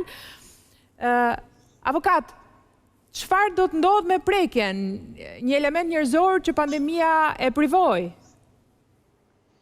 Nëse hipoteza janë ato dhe një muaj nuk krijon sistem. 2 muaj nuk krijon sistem. Nëse do zjas 2 muaj, nuk e dim akoma sa do zjas. Mirë, ne jemi deri në këtë periudhë. Ka që rinë dhe në spital njerëzit. Ës takojnë asnjëri. Nuk është kështu. Ata kanë të drejtë, ato janë empirizëm që vjen nga shkenca e mjekësisë, por unë do janë të thonja që diçka do ndryshojë në sjellje. E para. E dyta që duhet parë është se ky është investim i madh, ashtu ju duket. Unë gjithçka e shoh në funksion të tregut. Investimi është shumë i madh. Ju thoni që kryeministri shqiptar bëri shumë mirë që ashtu them dhe unë, që izoloi, por është investim. Mos shikoni vetëm parat që paguhen për rroga e është investim shumë i madh. Në shkuptim, investim për çfarë? Për jetën. Jo, dakor. Investim shumë i madh ekonomik, por për jetën. Se çfarë do sjelli mbrapa, nuk e di, unë kam pasur rastin për arsye të një çështje timen, jo personale, por avokateske, që kisha jashtë shtetit, u detyrova të lexonja atë periudhën post-plage, ashtu, nga asaj mortajës që i themine, se më kujtua anglisht. Pra, ata flasin, kanë bërë analiza shumë të mëdha. Po, unë duat këthemi të prekja, mos harrojmë për çfarë por reflektojmë. Vim këtu, edhe ata e caktonin prekjen, e frikën, pa të momentet e tensionit, të gjitha këto krijojnë një farë psikoze që nuk do ta kemi në favor. Por diçka do fitojmë, se edhe ajo që puthet buri me burr këtu, nuk mund të themi se është një zakon. Avokat, dakor, se nuk bëhet thjesht fjalë për prekjen erotike. Pra, ajo që thot New York Times, më fal një minutë, ajo që thot New York Times është që po duhen të gjitha këto masat pa diskutim. Problemi është, le të fillojmë përkupohemi për botën e sërnesërme, sa do ta shohim njëri tjetrin si armiq, si portator të një rreziku.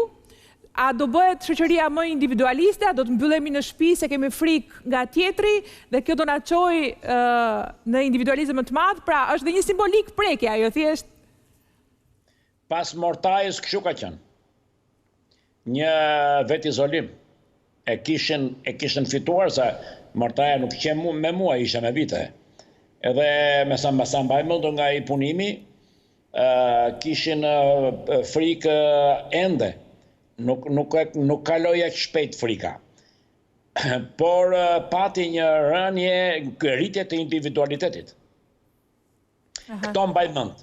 E kërkova librin dhe sketa nuk e gjeta. Emrin e autorit gjitha e gjeta, por nuk ka rëndësia, thash edhe regjisorës suaj.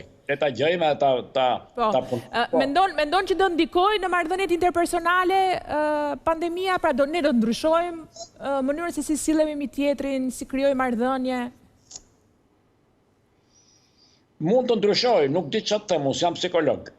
Atë që të thash e mora për një rast epidemie tifoje, që më duhej për efektet të mbrojtjes. Por çështja është që u detyrova ta lexonja. Por kam përshtypjen që psikoza do ketë. Psikozat e reja do krijohen.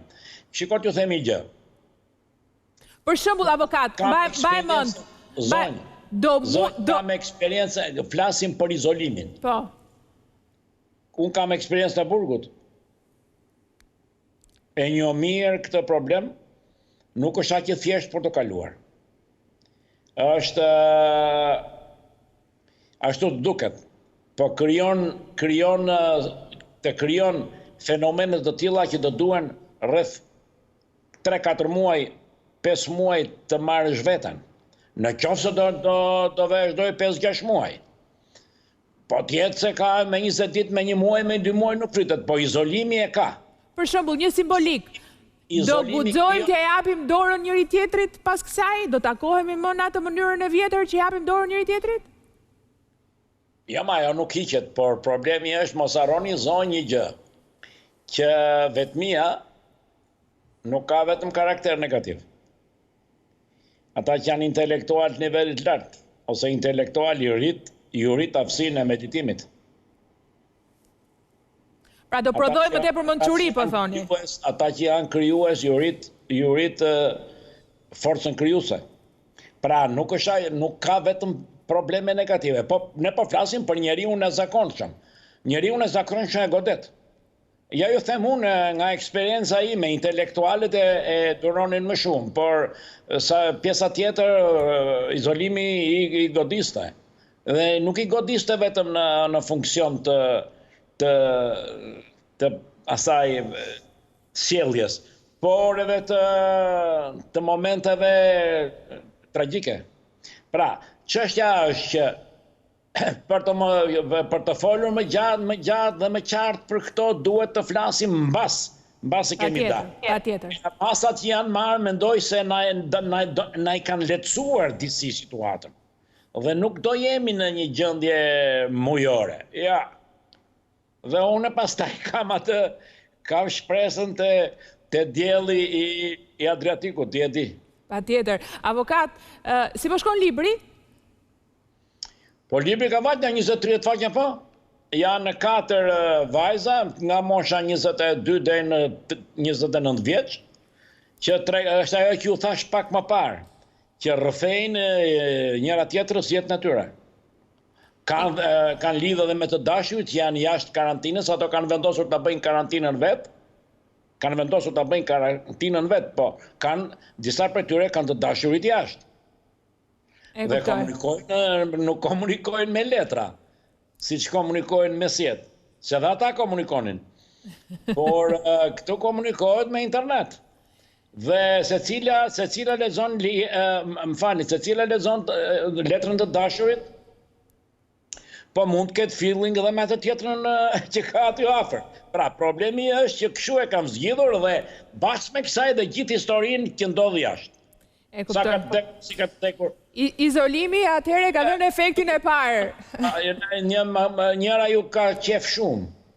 Ashtu, a? Njëra personazhet thotë unë ndjek Vasilin. Ndjek Opën, një nga personazhet. Sa mirë. Një nga personazhet ndjek gjithmonë nga emisionin tënd.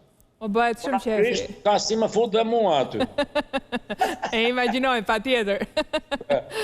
Avokat, faleminderit edhe për këto notat qeta dhe humori që na duhen këto ditë vështira. Faleminderit, ne do të qemi nesër në këndin e Ngjelës. Faleminderit edhe një herë. Natë e mirë. Faleminderit.